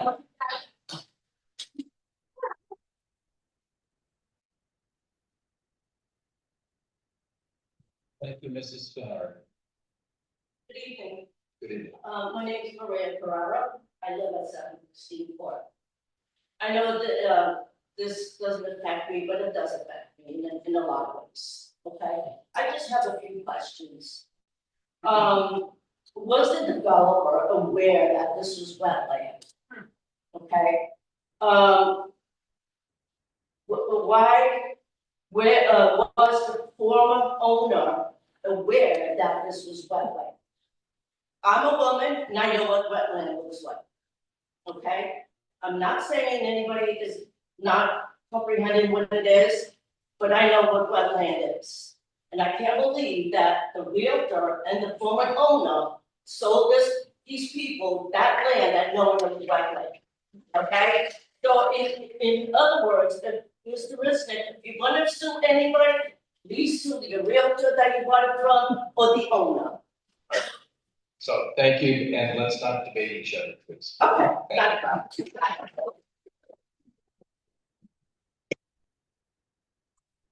Evening, my name is Kelly Barrow, Kellibaro, 1090 Hope Street in Beaverton, Bristol. And if I can ask the board to consider, again, we say things over and over again, but it's important. We love Bristol. We want Bristol to stay safe and beautiful. And the hotel is not compatible with what's here right now. It's going to be a 3-story building. There aren't any in the vicinity of Gooding Avenue, including homes or retail or commercial business. So please consider the size when considering this project. And that goes for Gooding Plaza. They have a 2nd story above the nail salon. That's the tallest in the vicinity of just Gooding Avenue. And also the inclusion of lighting on our beautiful above the neighbors and how privacy is going to be affected. Now, we live on Hope Street, directly across from the cemetery. And traffic, and you know, when you talk about traffic is already backed up past my house, close to Holt State Park, every day, every single day. What's that going to be like with more people on Gooding Avenue? We know what that's going to be like. Safety. Now, we're up late watching the news at 11 o'clock at night, and there were already people walking past. They're probably Bristolians. But if we have a hotel, the increase of safety and crime, please consider that. Of course, the impact to wetlands, like my t-shirt says, and animals that we love and want to keep here in Bristol. And the impact to the town infrastructure and how all Bristolians would have to have higher taxes to pay for any problems that arise with sewage and drainage. And we already have 2 sub pumps and a French drain at our house.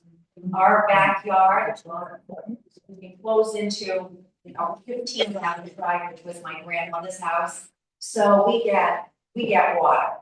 And we're all making Sunny Potato very well. Yes. Thank you, Sunny. So please consider that. And the negative impact this could have on property value. And the loss for business for our current Bristol Harbor Inn and Williams Grand Inn and Airbnbs in the area. So that's another consideration. And what benefits are there to Bristol residents? Yes. The applicant and the other ones. Thank you, Mr. Carroll.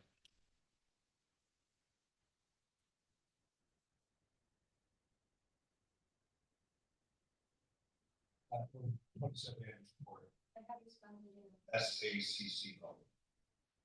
I hold an MBA. There's no business model that says this is a good spot. It should be closer to where the business volume comes from in the university. It's huge, 3 stories tall, just like the lady previously said. It outsizes every building on Gooding by a full story. The size of the plot and the paving, just like all the other businesses, is going to flood out the neighborhoods even more. Data is data, science is science, but experience is a whole other thing. We live in that neighborhood on Andrews Court, and the water runs off those plots like freeze during the spring. Secondly, that building is huge, so my issue is privacy. There was an image put up earlier that shows the Amherstport neighborhood. That 3-story building looks right out into our backyard. Clearly, I have a privacy fence. There's no privacy in a building that's 45 feet above my property.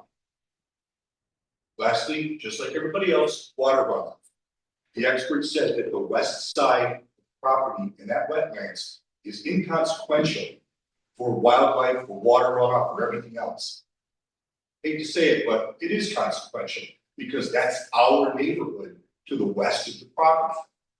The cul-de-sac is immediately next to that property where my other neighbors live, who also experience privacy issues, water runoff issues, and everything else related to what will be an enormous building in the neighborhood. Thank you. Thank you.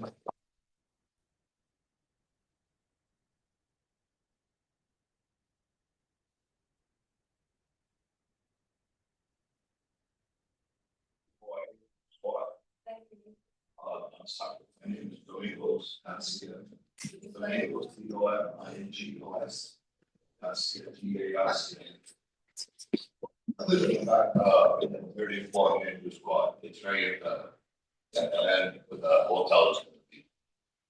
Right now, I'm not fishing yet, like the other gentleman last evening, I'm getting close to being fishing in my backyard. And, it's really bad, so I don't know what this is gonna do. If it's getting worse, I'm already getting cracks in my basement, and I just can't decide, you know. Just please don't do it. But I know it's gotta be, done, so.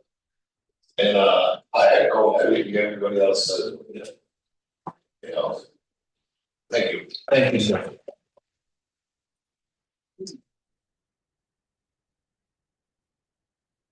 Really quick, gonna do Benavides. 40 Coxwood Avenue. Really address, 57 year Bristolian.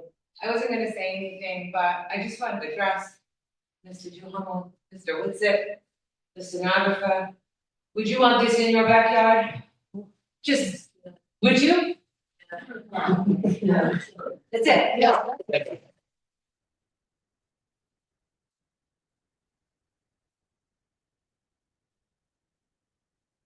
Yeah, Mr. Spinard, let's see if others want to speak first. Thank you. Mark Reinhardt, 38 Andrews Court, literally in my backyard. I'm not really looking forward with restoring building behind me. I would ask, just based upon all the other hotels that didn't work out here, that there's some money put aside that if this does go under, there's enough money set aside to rip it all out. Thank you.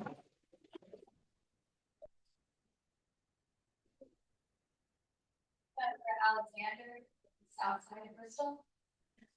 I spoke at the last meeting. I'm going to reiterate some of what I said, but I didn't feel that the applicant addressed any of it, so I want to make sure it's on record so that it's addressed at the preliminary hearing, if it comes to that. As I said, my name is Jennifer Alexander. I'm a wetland researcher, a PhD student, and a longtime Bristol resident. I'm here tonight to voice my strong opposition to the proposal to build a hotel by filling in a portion of the wetland. As someone who studies these systems, I cannot overstate how essential wetlands are to the health and resilience of our town. Wetlands support a remarkable diversity of species. They serve as breeding grounds, migration stopovers, and buffers for countless plants and animals that rely on connected habitats to survive. Studies also have shown that artificial light at night impacts these animals, and that's something that I think needs to be considered. I would be happy to share these peer-reviewed studies for the planning board to consider. Disrupting one area triggers a cascading impact. These changes don't stay isolated. They spread outward and can degrade larger ecosystems across our town. By developing on a small portion of this wetland, we risk long-term damage to ecological connectivity and the slow unraveling of the natural systems that protect Bristol. Once a wetland is lost, It is extraordinarily difficult and often impossible to replace it, as well as all the ecosystem services that wetland provided. And I'm happy to share those peer-reviewed studies as well. I urge the board to prioritize the enduring health and safety of our community over short-term development interests. Protecting this wetland is not just an environmental choice. It is a decision that will help safeguard Bristol's infrastructure and future. Thank you.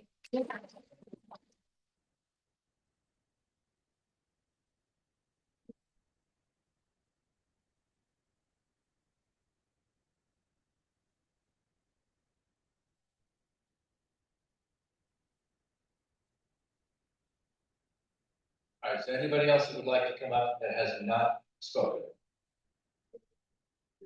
Come on up.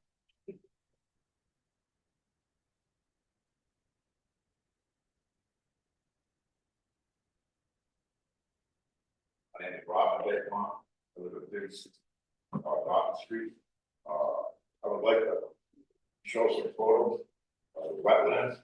I want the council to see what actually it looks like.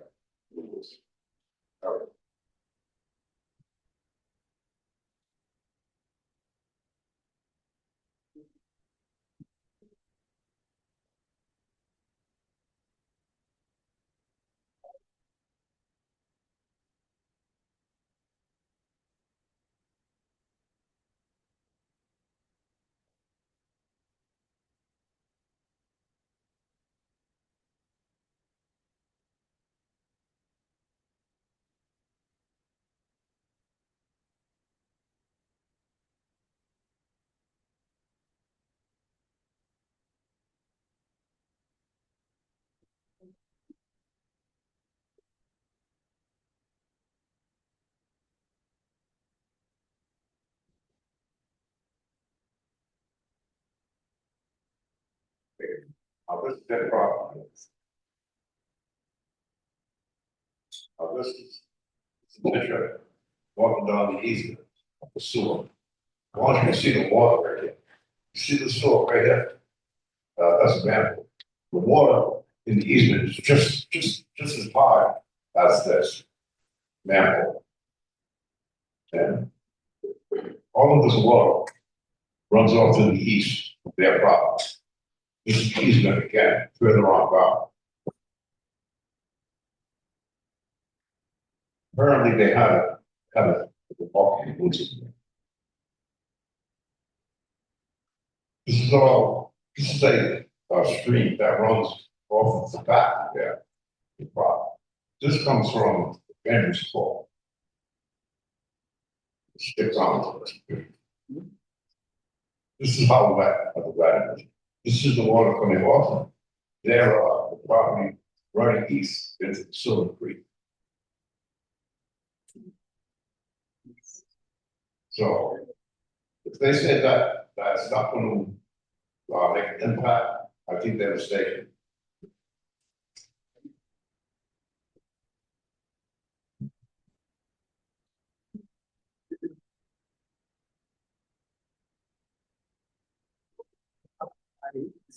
Silver Creek, so look at the waters. So this woman happens to live 100 yards from the road. She has to cross this bridge. That's the water. That's running towards the high school. All right, thank you, Mr. Devon. Your time's up. 3 minutes. Yep, that was it. Thank you, sir. Oh, God, it's a lot more. I'm sure. We'd like to show you the water. Let's just bring my back You can come back up later. Let's let everybody else have one.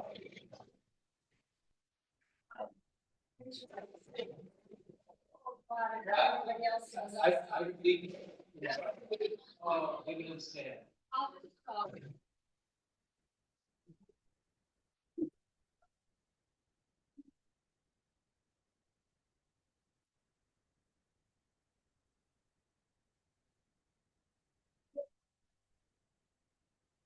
Here, I would like to say.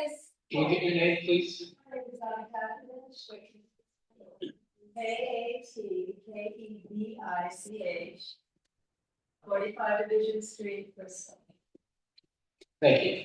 I would like to address the developer and its representation.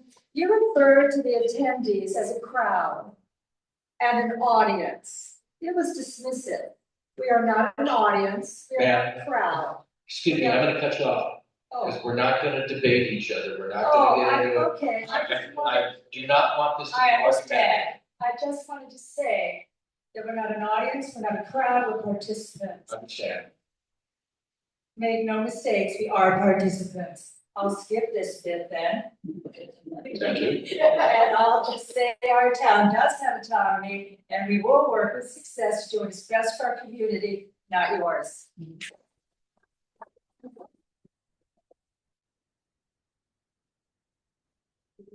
Are we legally required of giving our names? Lauren, you are.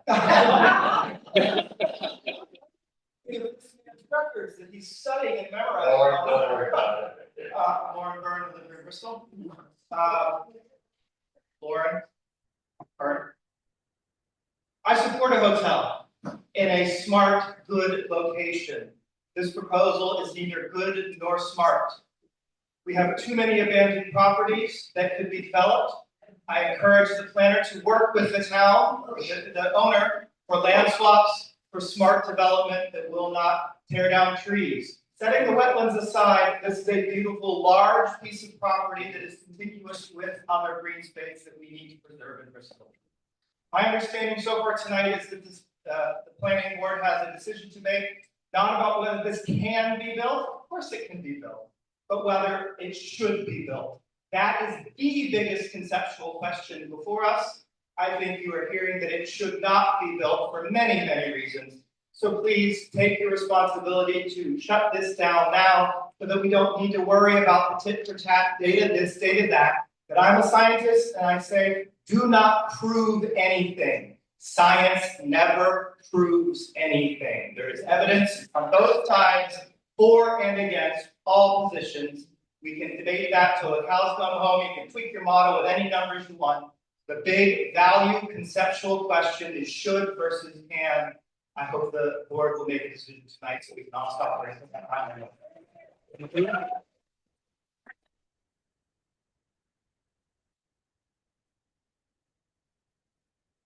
Hold on.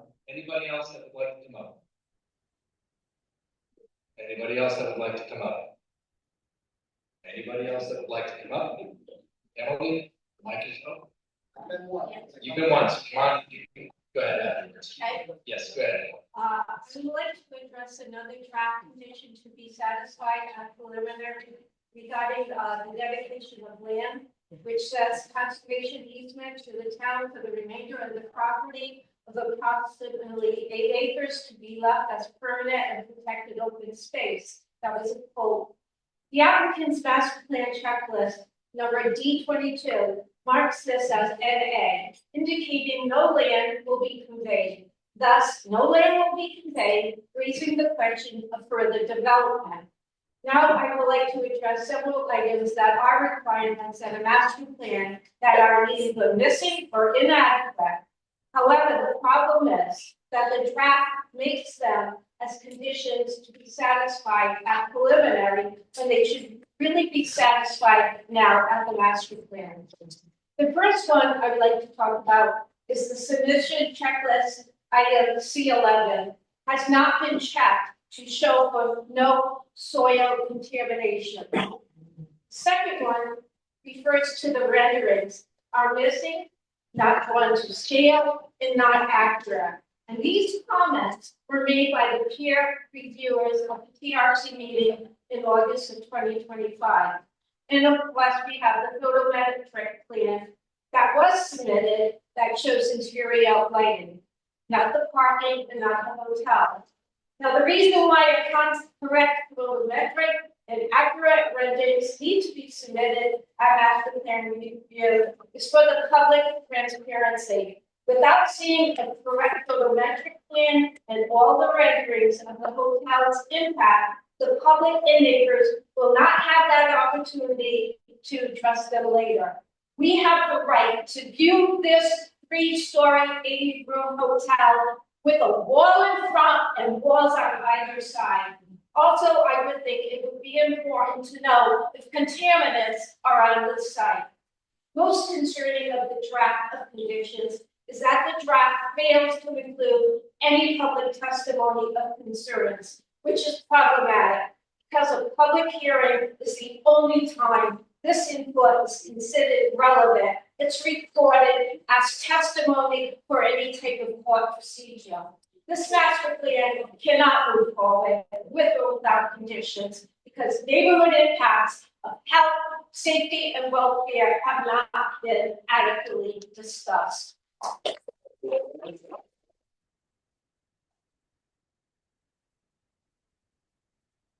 Hold on 1 second. Diane, is that correct that there's a missing item on the checklist? It was certified. It was certified. Okay, thank you. Yes, sir. Hello, Vincent Pacifico, 45 Malibu Ave. I'm a Bristol resident and architect on State Street. My concern with the hotel project is Bristol does not have many wooded areas in Bristol still. Left is only select amounts. Just east of this lot, there's a large wooded area that Bristol has designated as open hunting area. One of 4 areas in town. They've obviously done that because they understand deer live in that area. And obviously the deer don't know the lot line, so they're obviously on the applicant's lot as well. Bristol is one of the towns around that have the largest amount of motor vehicle collisions with deer. And I'm wondering if there's a study that shows what the effects will be when the deer are displaced from this area of the lot. Obviously everyone in Bristol's probably had a problem or some kind of experience with deer running across Matacom, and this is right next to Matacom. So I think it's something that should be looked at with the wildlife in that area. Thank you. Thank you very much.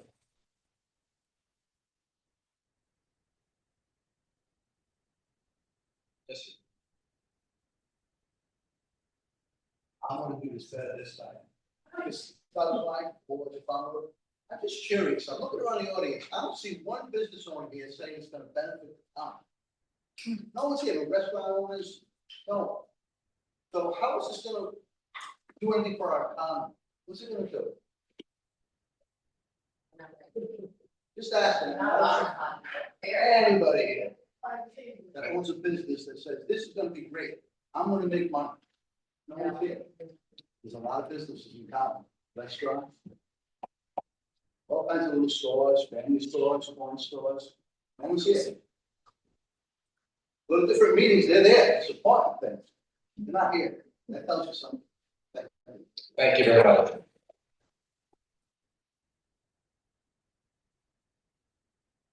Anybody else? I'm Nancy Maddox, NJATTES. One of the questions I have is, the town done any research to find out if this hotel is needed? I'm sure it is with graduation, but other than that, I'm not sure. I've only been here 26 years. I love Bristol. It's a very quaint town, very special. Wildlife is great. We go to Full State Park at sunset. Tons of cars going through to see the animals. You build this property that those animals are going, like the lady had said. And I don't think if you need a hotel in Bristol, why here? If it needs to be next to the college, because that's probably what it's going to be used for, put it down there. But then of course you're going to affect the animals that are down there. So that's my concern is there a need for this? I know they have a plan, they have property they want to build on, they want to make money, but what is the town do? That's my question.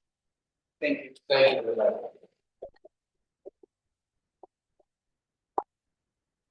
Anybody else? All right, Mr. Sonata, got 3 minutes.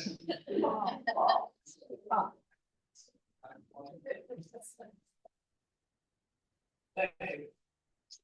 Thank you. I would like to address the other point that was made in the peer review. And that had to do with revised soil analysis that was just presented, by the applicant. Now, when I went and did my soil analysis, the purpose was to do it in an area that was identified as, excuse me, as Pittstown soils.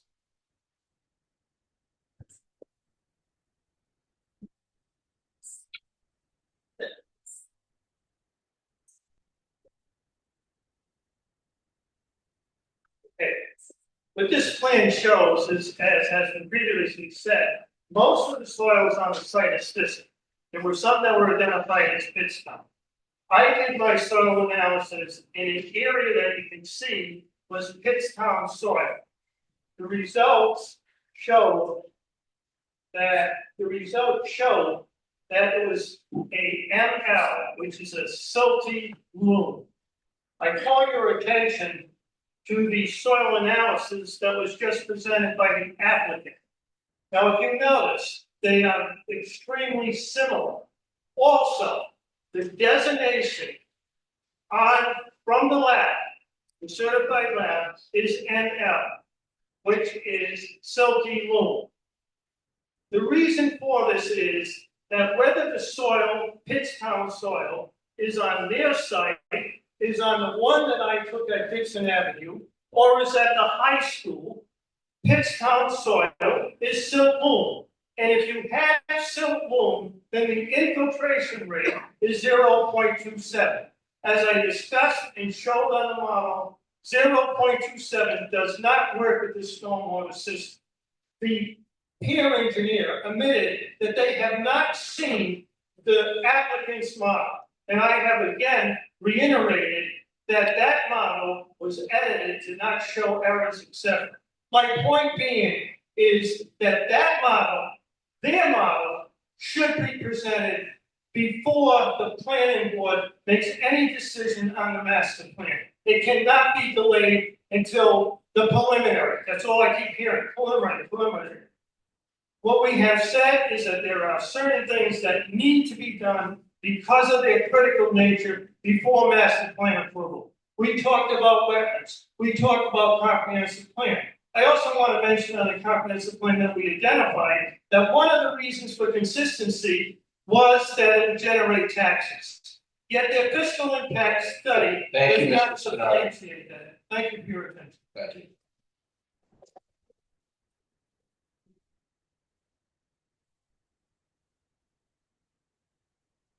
Anybody else that would like to come up?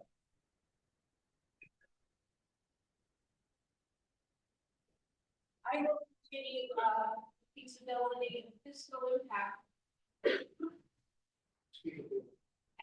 Am I all right? Yep. Eric? Closer. Closer? Like this? Yep. Okay. As mentioned, the submitted FIS, which depends on an occupancy rate of 70% and 365 days a year, is not substantiated. What I've showed, what has been shown is that Bristol's occupancy is highly seasonal. And this questions the feasibility of the concept of the 80-room hotel. And that, besides the size, the feasibility has been brought up at every meeting. Like that previous woman asked, does the town need it? Their feasible fiscal impact study is not validated. There's nothing to support it. Furthermore, more importantly, the applicant claims, like my husband said, a new tax revenue stream, which justifies the hotel consistency with the comprehensive plan. However, if this fiscal impact study that was done, and if its analysis is questionable, this consistency with the comprehensive plan is not valid. So it's been flooding, it's been the hotel size, and its feasibility. Those are the three important things that this planning board needs to look at, and all three have not been proven for master plan approval. And I want to get back to those pictures that were shown, these renderings that were shown by the applicant These are not accurate renderings. This is not what the hotel is gonna look like. This is totally unfair for everyone in this room, especially the neighbors who are gonna have to look at it every day. These renderings are not to scale. There are people, not people, really small, but the little building where Beehive Cafe is across the street is actually almost taller than the 3-story hotel. That is a requirement at the master plan to have accurate renderings. And we need it. Hotel size, all of these impacts make everything worse. So please do not pass this master plan with or without conditions. And I am not a lawyer, but I have done research and it can happen.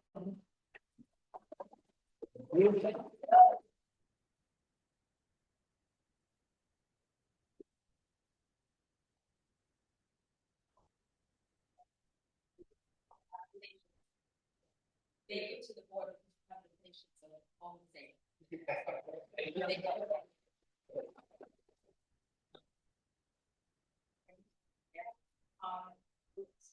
Your name. Linda Jones. Linda Jones. You talked about a restrictive deed to prevent it to convert into public housing. I just want to know if that's sold, that property gets sold, what happens to that deed? Who wants a hotel in the backyard? You've got the noise, you've got the traffic. During the winter cold months, agencies give out vouchers to those who are homeless, and unfortunately, many of them suffer with mental illness, drug and alcohol addiction. If you were to find out or look around, you would notice that, or find out that there have been so many problems that have been in some of these hotels, because these people, unfortunately, with their problems, are not able to abide by the law. I don't know how else to, and I don't want to consult because it's unfortunate to be homeless. But it's created very unsafe situations for the people staying in the hotels or the people living next to them. I don't think we deserve that. We live in a beautiful, charming town. I always tell people it's probably one of the best kept secrets in Rhode Island. Do we really need a Comfort Inn? No. So there, you have a beautiful hotel on the water, a Comfort Inn, really? And lastly, I love the respect we have for wildlife in this town. Wildlife and for open land. Now we're going to take away a piece of land that I love riding by, and I've seen deer in there. I mean, who are we? So I think that we should think about the people who live here and have a right to decide what comes into the town. I'm hoping that you will take that on consideration. Thank you again. Thank you very much.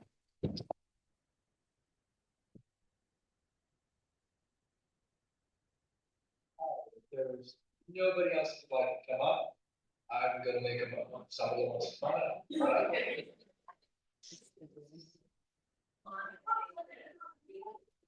I'm sorry, I couldn't hear you. Yeah.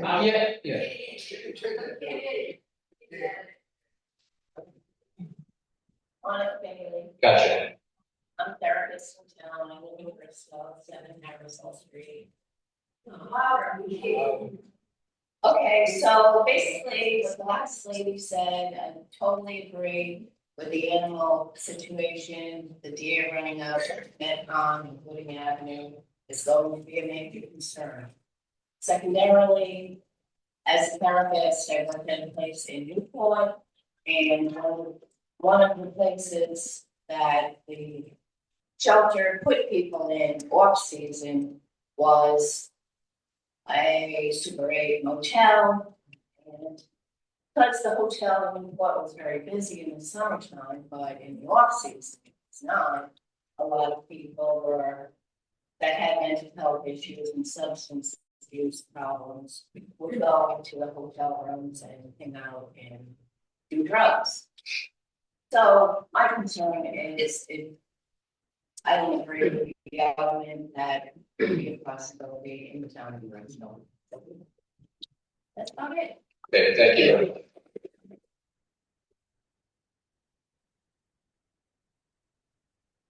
Make a motion then to close the public hearing, I think. Well, wait, Diane, go ahead. Or Amy, I'm sorry. Before you close the public hearing, you can just ask the applicant if they want to respond to any comments raised by the public. Good call. Mr. Resident, any feedback?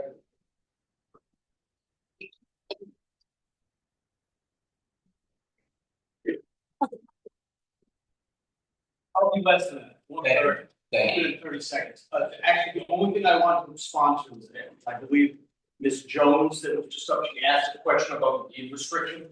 So a deed restriction would run with the land. Correct. So it does not matter whether the property is sold once, twice, 17 times, that restriction would benefit them. And I just want to say, I spoke, this issue came to my client within the past couple of minutes.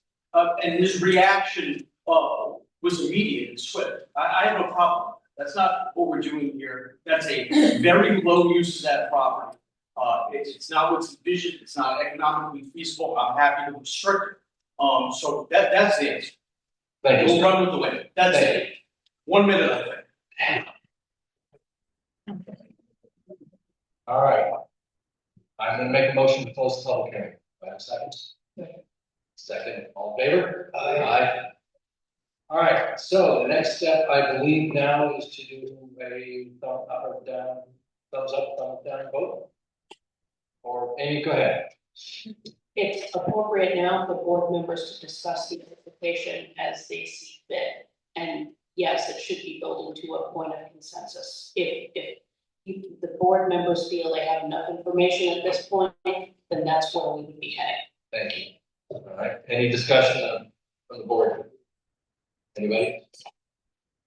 So, maybe I have a question for you. So we heard the whole discussion regarding all this. Okay? But overall, the comprehensive plan, we had a fiscal impact study done by Mr. Pimentel. He presented. I thought at one point in time, I thought we were supposed to hire a consultant to review that and comment on it. Mr. Spinard has brought up really good comments that I had as well.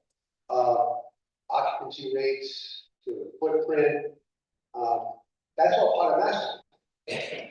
And I find it difficult right now to make a decision or suggest a vote until I have at least more information from a consultant with the town that can speak to a lot of the claims and a lot of the information that's in the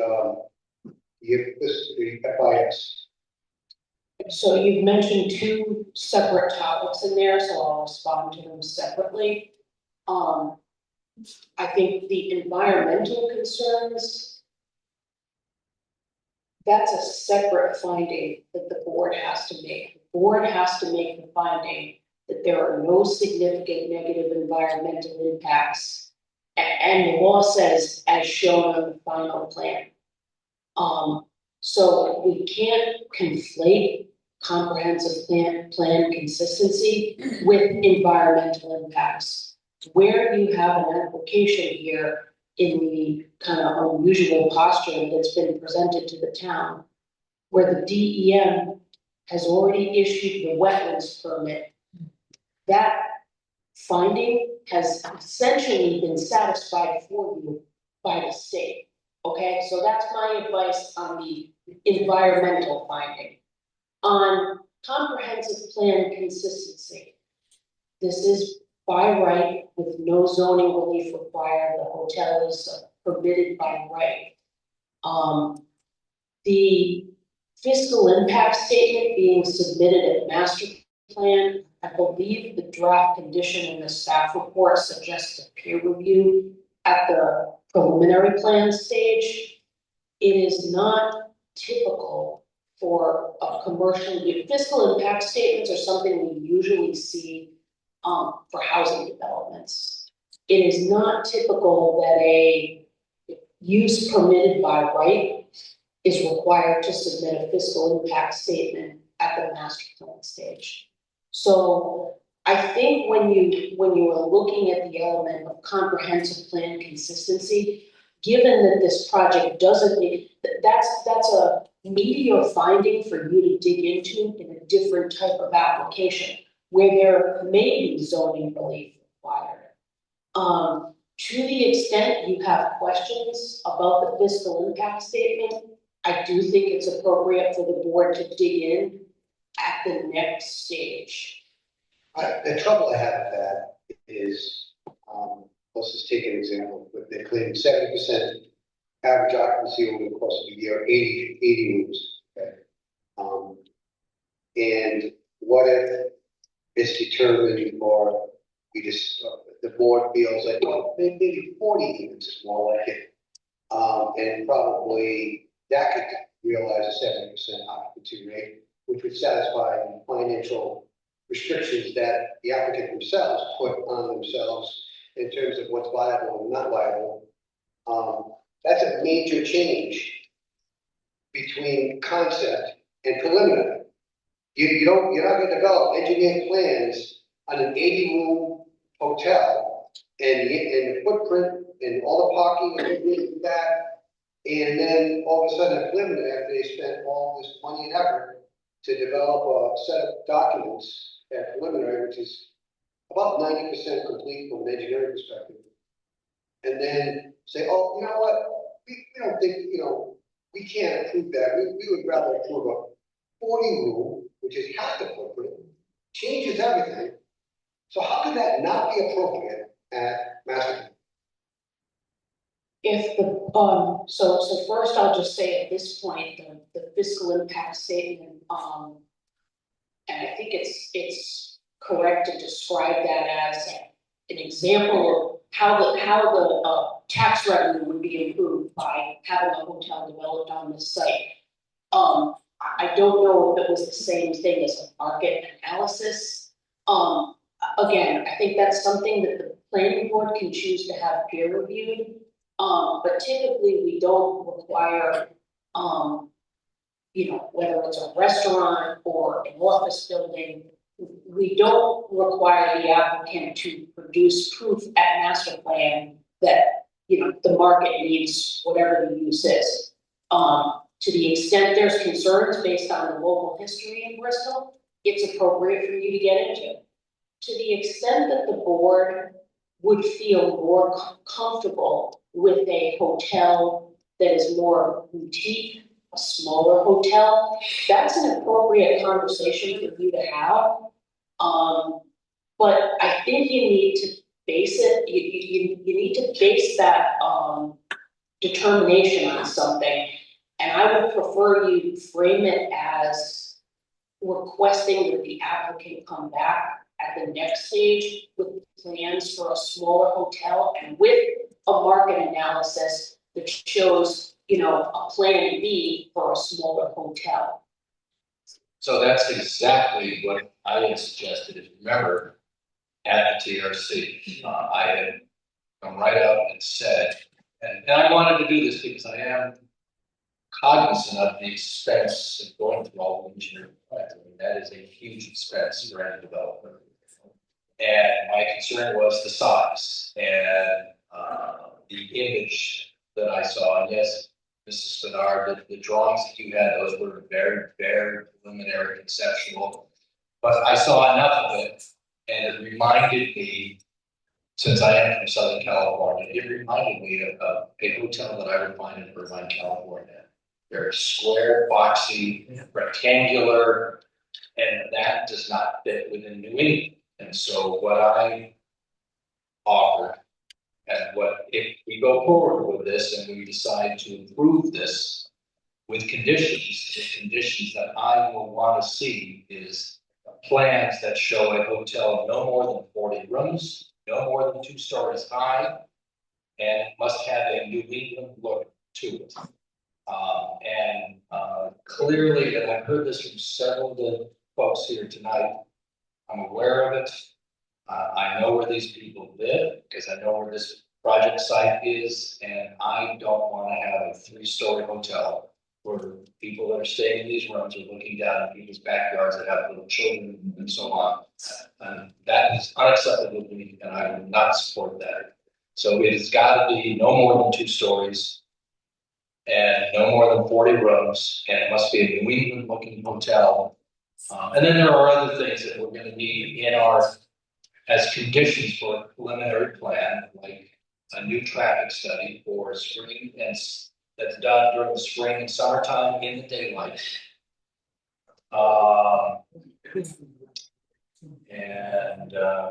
Yeah, I think that was it. Oh, and you took the words out of my mouth. A boutique style hotel. That's what New England is. That's what we need. If we're gonna have a hotel, it has to look like it fits this town.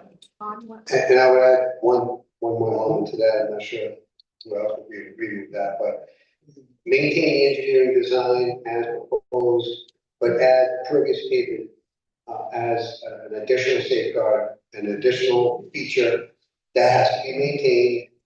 And in addition to what drainage. Fuss O'Neill yes made an error, not an error, they misunderstood that the request or the recommendation for pervious pavement was going to take the place of infiltration, and what the intent was is it would be in addition to the current design. It's an added safeguard. Yes. It's an expensive added safeguard that if it's not properly maintained, will clog. Right, it will be. Right, it will, the maintenance will be. It will be as useless as, you might as well just be straight asphalt. Well, We'll never get to be that. no, but if then it behooves them to maintain it. And then who's gonna enforce that? Well, when we get to that. This is what I'm saying, like what we're saying, when we're asking for extras. Okay, we have to have the ability to enforce that. And make it so it's. Yeah, that's the part of trust. One code compliance officer in this town, and he runs 40 hours a week, all day long. So I don't want to see, I would not like to see undue burden on either side. Yeah. You know, and to me, you know, yes, it's an added safeguard, sure, right? I'm not gonna disagree with that, not, you know, but we can't do that and then not have the mechanism to enforce that. We can have DPW do it manually check, because we did it with other developments, and there's ways around it. I mean, it's very, we don't have to have the code enforcement doing it. It would be a DPW guys. So I'm more concerned with the massing of this. Yes. Than I am the permitting. Yeah, so on the previous payment, look, I can go either way on this now that I've worked with the peer review engineer. And she has noted that their design plan right now is the conceptual plan would work if it was a impervious parking lot. I can go either way. It's something that we can discuss during preliminary. Yeah, the size of this, the massing of this is the huge, and the look of it is a huge concern. And I'm also, and this unfortunately, does not, you know, have to do with the applicant necessarily. But there's a lot of new legislation that's coming down. And, you know, what's the second life of this building once it's no longer built? Okay. And that to me is what you really need to focus on. No, you're spot on. I mean, look at People in the back, could you go up to the bottom so we can hear, please? You're spot on, right? I mean, look at the old Ramada Inn that just sat vacant for so long, and then Rock Williams bought it. Well, I'm more concerned with the state master leasing it in the winter. I know that goes on quite a bit. I know the one they had a big problem in Somerset, which is a different town than Bristol, but not unlike demographically. And they had a massive problem with that. It was literally shut down and leased out. And there was, that went on for 5 months, and there was all kinds of problems. Again, which is another reason. And it's already, a fire project, police department, all. So those are my biggest concerns. I don't think we're here to pick winners and losers to say whether, the hotel will work or not. I mean, that's the developer's risk at that. It's, if it doesn't work, what are we gonna do? What will this become? It's that's my biggest concern. Yeah, that's another reason I want on a small scale. Any other thoughts? I'm still struggling to find how this fits with the comprehensive plan, because we have to find consistency, right? The proposed development is consistent with a comprehensive community plan and or has satisfactorily addressed the issues where there may be inconsistencies. And page 1 of our comp plan, the vision statement says, each Bristol resident will feel that they are a part of a long history of careful and people-oriented town building. There have been a lot of people that have come out against this project in general. There have been over 45 letters written in the no category, a petition of over 120 people have signed against the hotel. There's only been one person that's for it.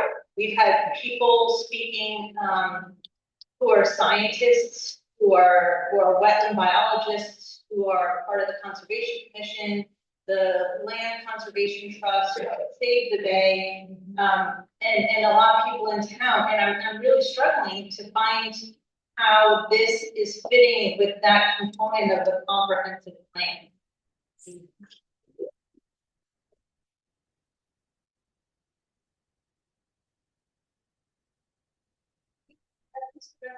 Now, we are not elected officials, but we are here to help support our town. I mean, when I moved here, the first thing I wanted to do was be a part of this planning board because I saw the Robin Run project happening, and I think that there could have been some changes that would have made it better. So I interviewed a few times to be on this board, and I'm really happy that I'm here during this part of the project because you all have come out, Brett, in multiple letters and voiced your concerns, and they're not going on deaf ears. I need you to know that. Okay. Also, the land use goals, which Mr. Resnick has also talked about. Land use, maintain the character of Bristol and make sure that new development does not adversely impact the integrity of the town. We have heard from every single person that has given testimony to this, that they disagree, or they feel like this is not in the, this is going to adversely affect the town. And I think that we need to.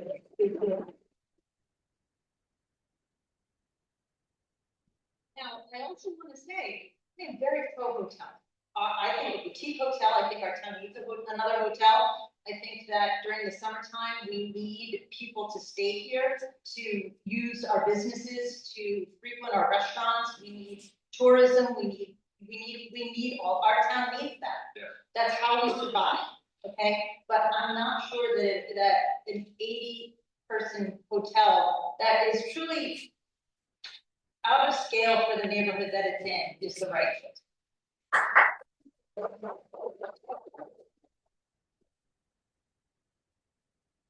Yeah, Ricky, go ahead. I guess I'm gonna have myself. From the beginning, I thought that the state had made an error in granting this permit. I still feel that way today. And I think what the state has done to many of the communities and is continuing to do is to deplete the control and authority that the local boards have. I think I feel like I'm in a twilight zone. I'm sitting here as a member of the planning board, and whatever decision I make means nothing because the state has taken that authority away from us. Well, I've always been a fighter when it came to politics, and I firmly believe that we as a town need to challenge this application, and we need to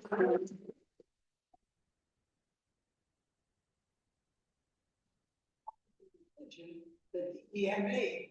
I think it's from a mistake.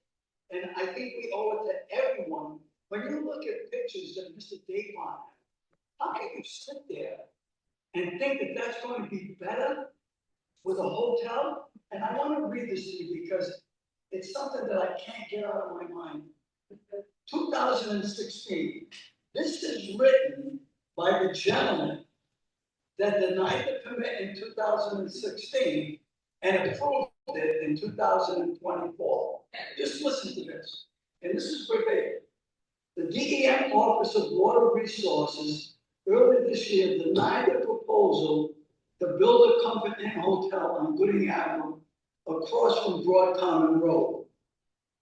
The property contains freshwater wetlands that would be destroyed in the development, according to DEM permitting supervisor Martin Wenson.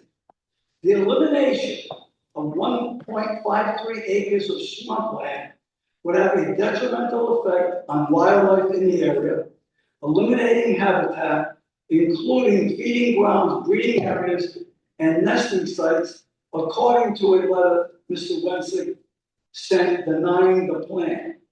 This is the best one.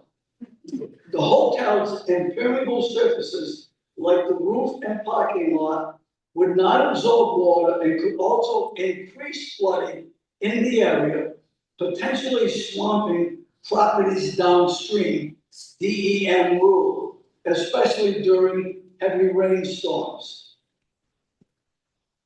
The developer, Mr. Wensick wrote, the runoff from the hotel property would impact Silver Creek, which continues downhill to form the property and running through two culverts at Mount Hope High School and the bay. So I'd like to ask Mr. Wensick, what changed? Richard, what changed was, like this happened in the last meeting, what changed was that was a whole different plan. It was a much larger scale plan. No, so I know the last meeting, I'm not gonna let you go with this time. The last meeting, I know Marty Winston. Marty Winston is a stand-up engineer. That was a total different plan, okay? So what you're quoting has no relevance to the plan that's before the board today. So stop inciting the public needlessly and leading them down a road that is not making any sense. How dare I? You're quoting something that's no relevance. You are, because you're quoting something that has no relevance to the plan before. I want to finish my statement. No. And I don't appreciate being lectured. Well, I don't, but speak. I know everything, I'm sorry. Look, this might be my last meeting because I can't take this.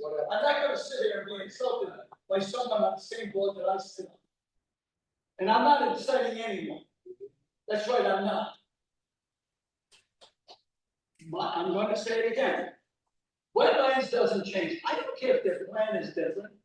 The wetlands does not change, and the flooding will not change. There was no guarantee. 1.3 acres, now they're down to 47. There was no guarantee. There was no guarantee, and no one in this room can guarantee me that this hotel will not increase flood. All right, let me, No one can hold on.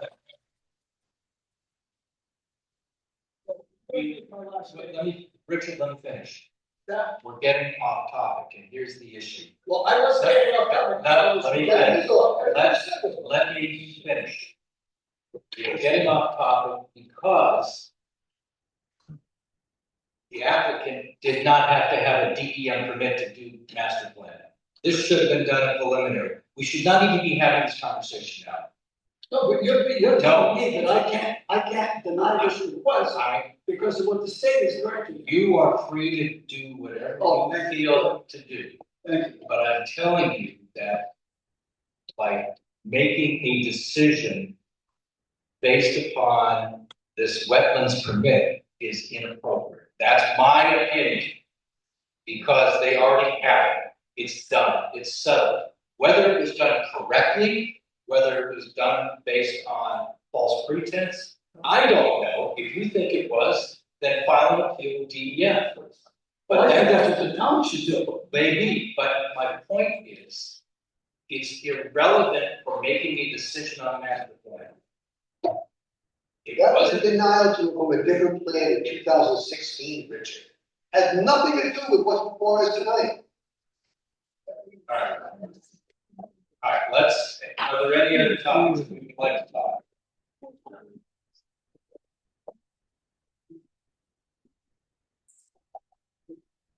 Go ahead, Mr. President.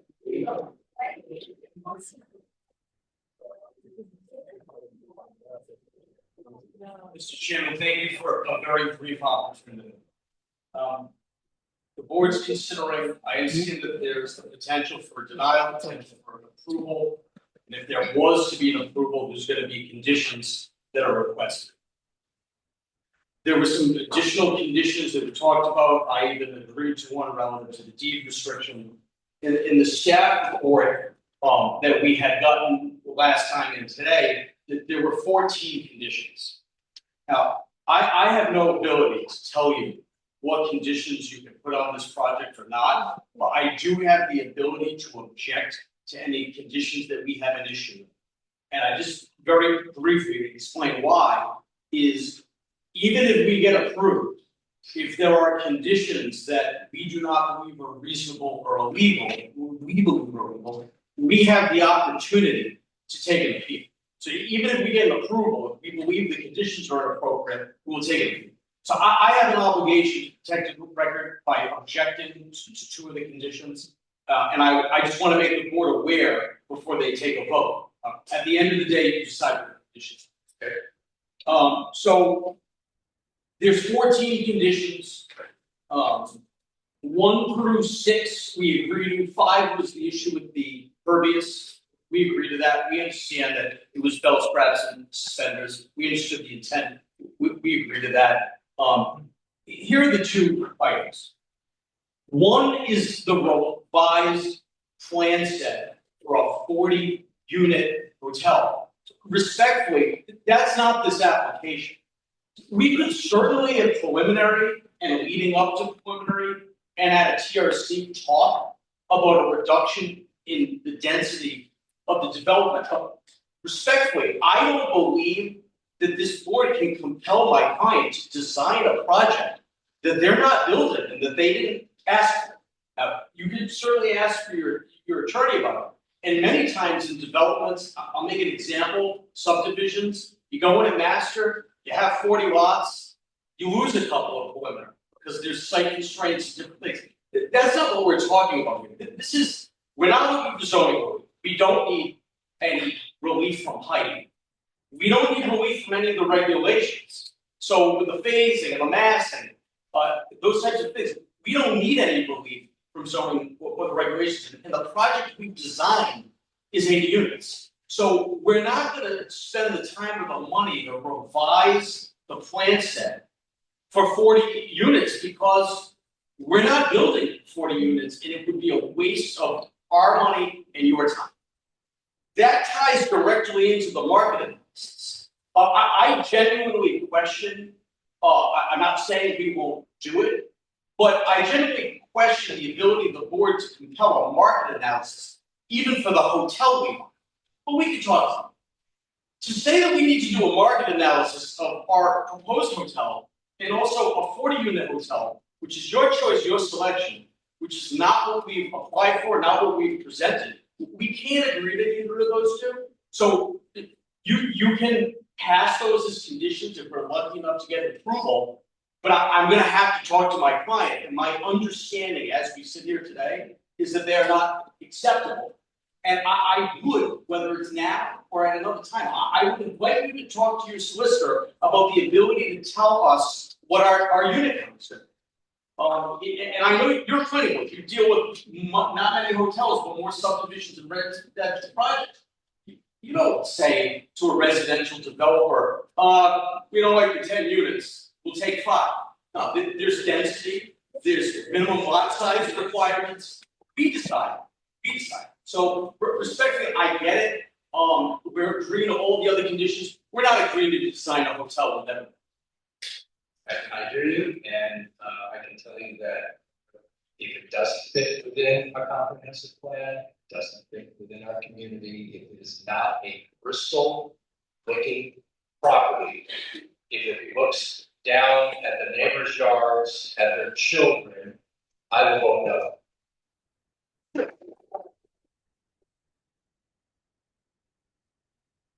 All I'm suggesting to the board is And let me finish, Mr. President. That, of course, is at preliminary plan, that is not here at master plan. We may agree, we may not be unanimously in agreement at master plan, but we may agree to go forward with this at master plan. But when we get into preliminary, that's when we have the back and forth, the negotiation, what we want for this town, where it fits in this town. And I can tell you right now, and I'll go on the record, I will not agree to an Irvine, California looking hotel that looks down somebody else's yard. Thank you. And preliminary, the architectural renderings, we've agreed to a peer review, they're gonna be supplemented. I'm not drawing a line in the sand suggesting that density and unit count can't be discussed at preliminary. In fact, I have spoken to your staff and your solicitor that if we are lucky enough to get a master plan approval, we will sit down with staff. We will sit down with the TRC. We may even come back here for another pre-act before the preliminary. We can discuss those things. I can't agree to a condition to master plan to build a project that's not before you, or to do a market analysis about one that's not before you. If you want to have those discussions at preliminary, of course, all developments have the potential of losing unit counts or lots at preliminary. And we will go through that exercise, and I have to tell you, I think that we can come to something that's reasonable. I just don't have the authority, and I can't recommend that my client say, I agree, reduce it by half, I'm gonna spend all the money for the plans, I'm gonna do a market analysis. That doesn't make sense to me. Coming back and having these discussions and working with the board about that density and about those concerns, about how it looks, about the phasing, we are more than on board. I just have to say, those conditions as written, I have to object to, but it's up to you. I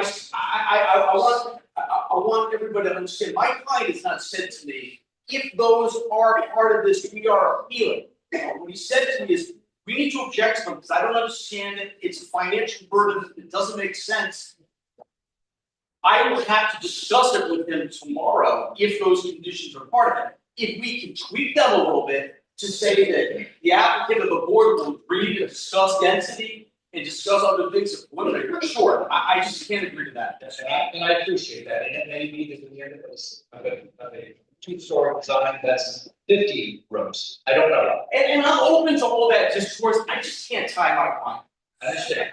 I understand. And I appreciate that. Thank you. That's all I have. Thank you very much. Sorry to interrupt. Ted, that's a close. Ted.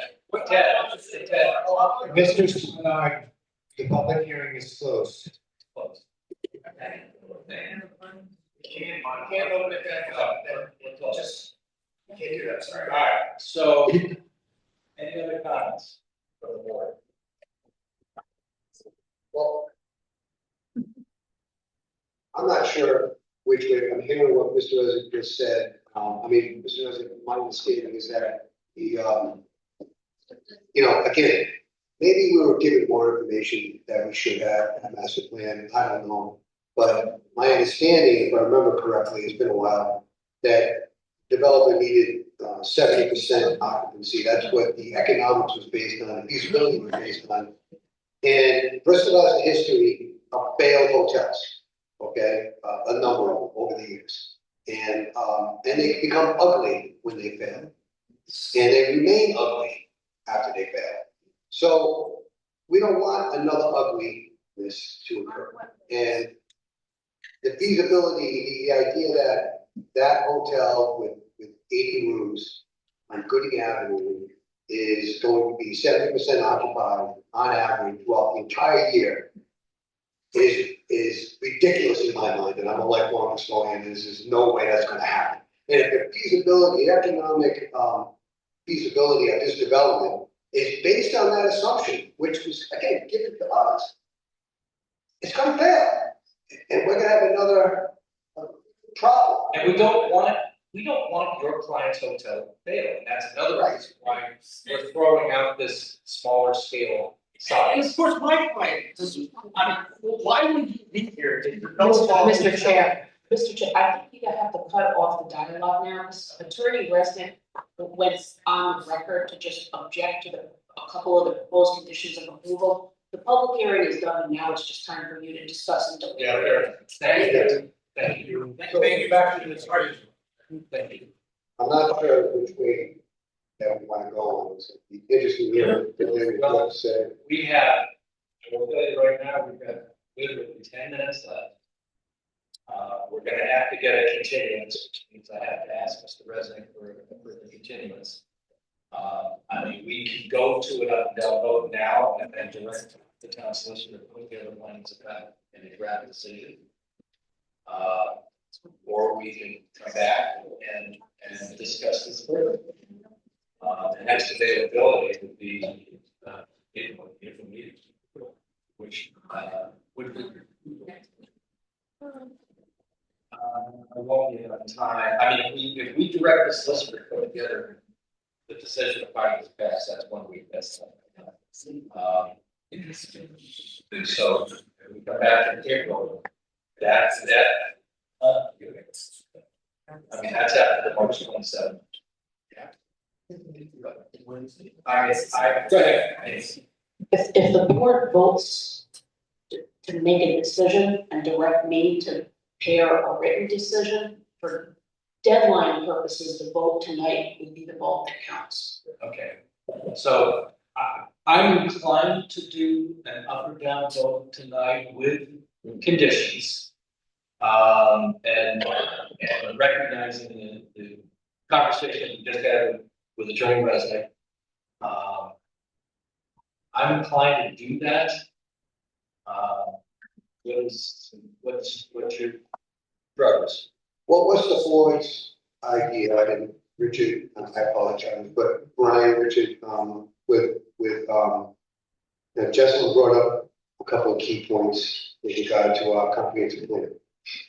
And the introductory page of the comprehensive plan, and that was really great in the sense that, Jesus, it doesn't seem to hit the mark. Now, I'm not saying, now maybe a revision, if this was to say, or whatever, if we were to deny based upon Justin's comment that it didn't comply with those key elements of the comprehensive plan, the developer would be free to then understand where we're coming from, modify their plan, and come back. They can either or appeal their decision. And then either way it comes back. Yeah, either way it comes back. And the last thing I want to do is to put the town in jeopardy. Right. Well, of course, I just want to make sure you know, it may, if it's appealed, it may not come back to you. If the board denies it, and if the court, reverses that decision, the effect could be that they have a master plan approval without conditions. So you might see it come back at preliminary, but there would be no conditions of approval. I just want to make sure the board's aware, that's one possibility. Yeah, that's precisely my concern, that's why. Well, it may not come back for a master plan, but we have to come back with limit. It would, it's just if it comes back after an unfavorable for the town court decision, there would be no conditions of approval. The court doesn't impose conditions of approval. Yes, but at preliminary, we could have a lot of the same discussions we're having now. Yeah, that's Yes.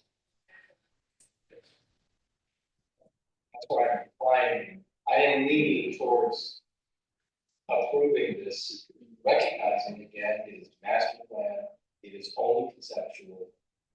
And we put the conditions that we want to see for this town.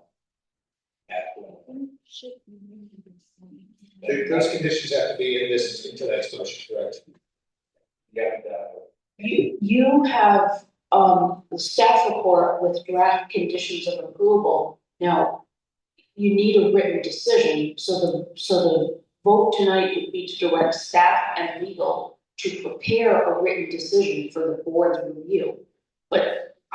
assume that whoever, if that motion is made, you would want the recommended conditions of approval, plus potentially more conditions of approval. So I'm in favor of making a motion to approve the applicant's master plan as a conditional approval predicated upon the conditions that we choose to put into preliminary. When you said you're in favor of making a motion, are you making that motion or are you calling for that motion?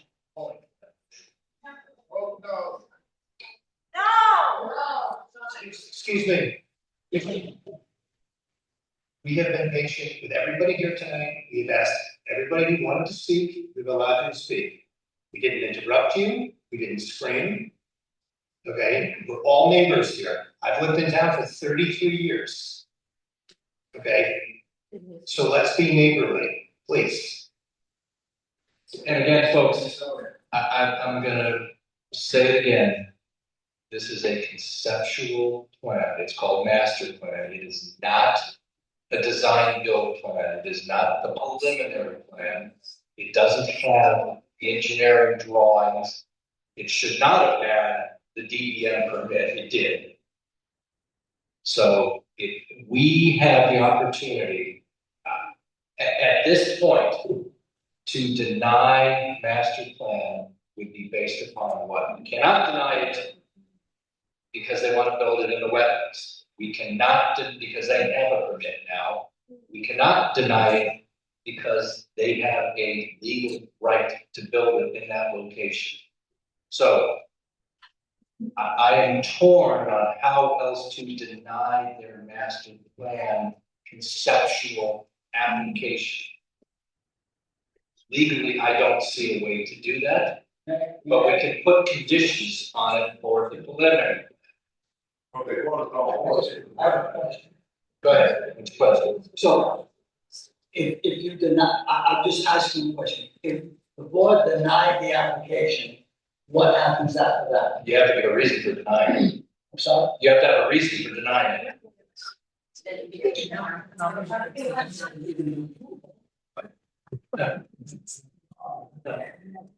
But if you approve it, you either approve it or you approve it with conditions. An approval would be based on a finding, so if you vote, whoever makes the motion needs to briefly articulate the reason for the motion. If it's a motion to deny, I want to hear a little bit so that I'm not making something up, right? I want to hear what the member who's making the motion wants generally included. If it's a motion to approve, it's based on the fact that whoever's making that motion finds the application has satisfied all the required findings. If it's a motion to deny, I want to hear a little bit of basis, so I'm using your words in the decision. Yeah, sometimes if you deny, you've got to have a list of reasons why. I need more than just motion to approve or motion to deny in order to reflect a decision that reflects the will of the board and isn't simply something I can come up with. I will make a motion to approve a conditional approval of this master plan that will include all of the conditions that we had stipulated back at the TRC. It's in your memo. As well as I wanted to add the deed restriction. I want to add that in there. And I think that was it. So that would be my motion. But does it include the density evaluation and the boutique? Well, that's part of it. That was one of the conditions that I had laid out at the TRC meeting, which was the boutique looking hotel, New England looking hotel, 40 room, no more than 2-story high hotel. Burgess baby. Burgess. It's not what the application says. We're basing. No, those are the conditions that were added. Yeah. That it maintains the character of Bristol. It has to have the New England look. I don't think New England look is the right Fair enough. framing. I think that it needs to maintain the character of Bristol and make sure that this development does not have an adverse impact to the integrity of the town. Perfect. I love that. Perfect. Do I have a second?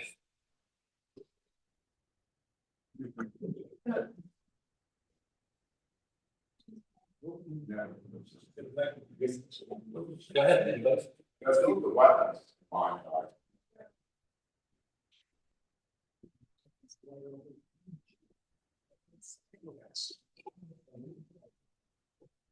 I'll second your motion, Steve. All right. Anyone speaking? I think that if we don't, this is very tricky. We all want what's best for the town. Oh, no. Well, if we vote no, I don't wanna engage, but let's just make a statement for all of us to be aware of, and the dilemma in my head is, if we vote no, it could be appealed, then we don't have any stipulations. Then it gets approved because DEM already overruled all of us regarding wetlands, it doesn't matter. Same thing with stormwater, we don't have any option to get what's right for Bristol. It gets appealed, they get approval, they do whatever they want. Yeah.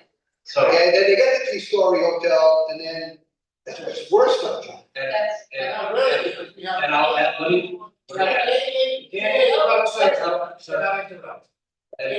cannot interrupt, sir.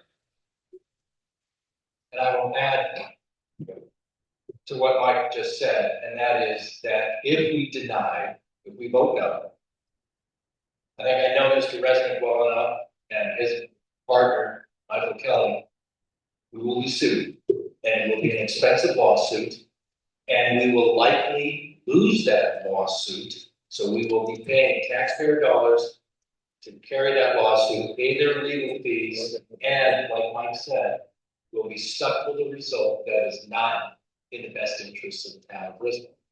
So I'm looking at the opportunity to try to mediate this and go into the preliminary plan, which is the actual plan, the detailed plan, where we can provide guidance to make it fit within the town.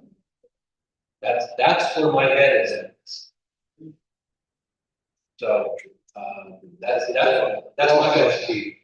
Very well said, that's the dilemma. It's not an easy decision, I understand the sentiment. But I think what's best for the town is to, conditionally approve master plan, we still have to go to preliminary, that the restriction of only 2 stories, the reduction in rooms, the boutique hotel, the conformity to the town of Bristol's architectural standards. Pervious pavement will aid, it'll go above and beyond what the current stormwater and flood analysis is. It'll add an additional layer of protection for the town. Either that or they appeal it and we get nothing. And they do whatever, pretty much whatever they want. 80%, 3 stories. We are here, look, folks. The 5 of us are here because we love this town, we're trying to do what's best for this town. And we do not vote or make decisions simply because a developer wants us to do it. And it's nothing against Resnick or his client. We've had many other projects here that have come before us that we said no, because they weren't in the best interest of this town. So I'm trying to craft this motion to be in the best interest of this town. And I'm not going to try to sway folks. You guys decide which way you want to go. And I know that there's people in this room who are upset, and that's fine. We're advertising my seat and any other seat in the Phoenix this week. If you want to be on the planning board, go down to town hall and apply. Okay, I serve at the will of the town council. I'm not elected. If you don't like my decision, that's totally fine. Like your councilman, tell them not to be. Okay, motion. Please volunteer for more. We have a motion, we have a second. Nice, awesome. Who's in favor? Aye. Aye. Aye. Opposed? We had a 4-1 in favor. And that was anointing to direct staff and legal to prepare a written decision for your review and approval, in April, I believe. Yes, thank you. All right, do I have a motion to, Yes, motion to close the public hearing. okay.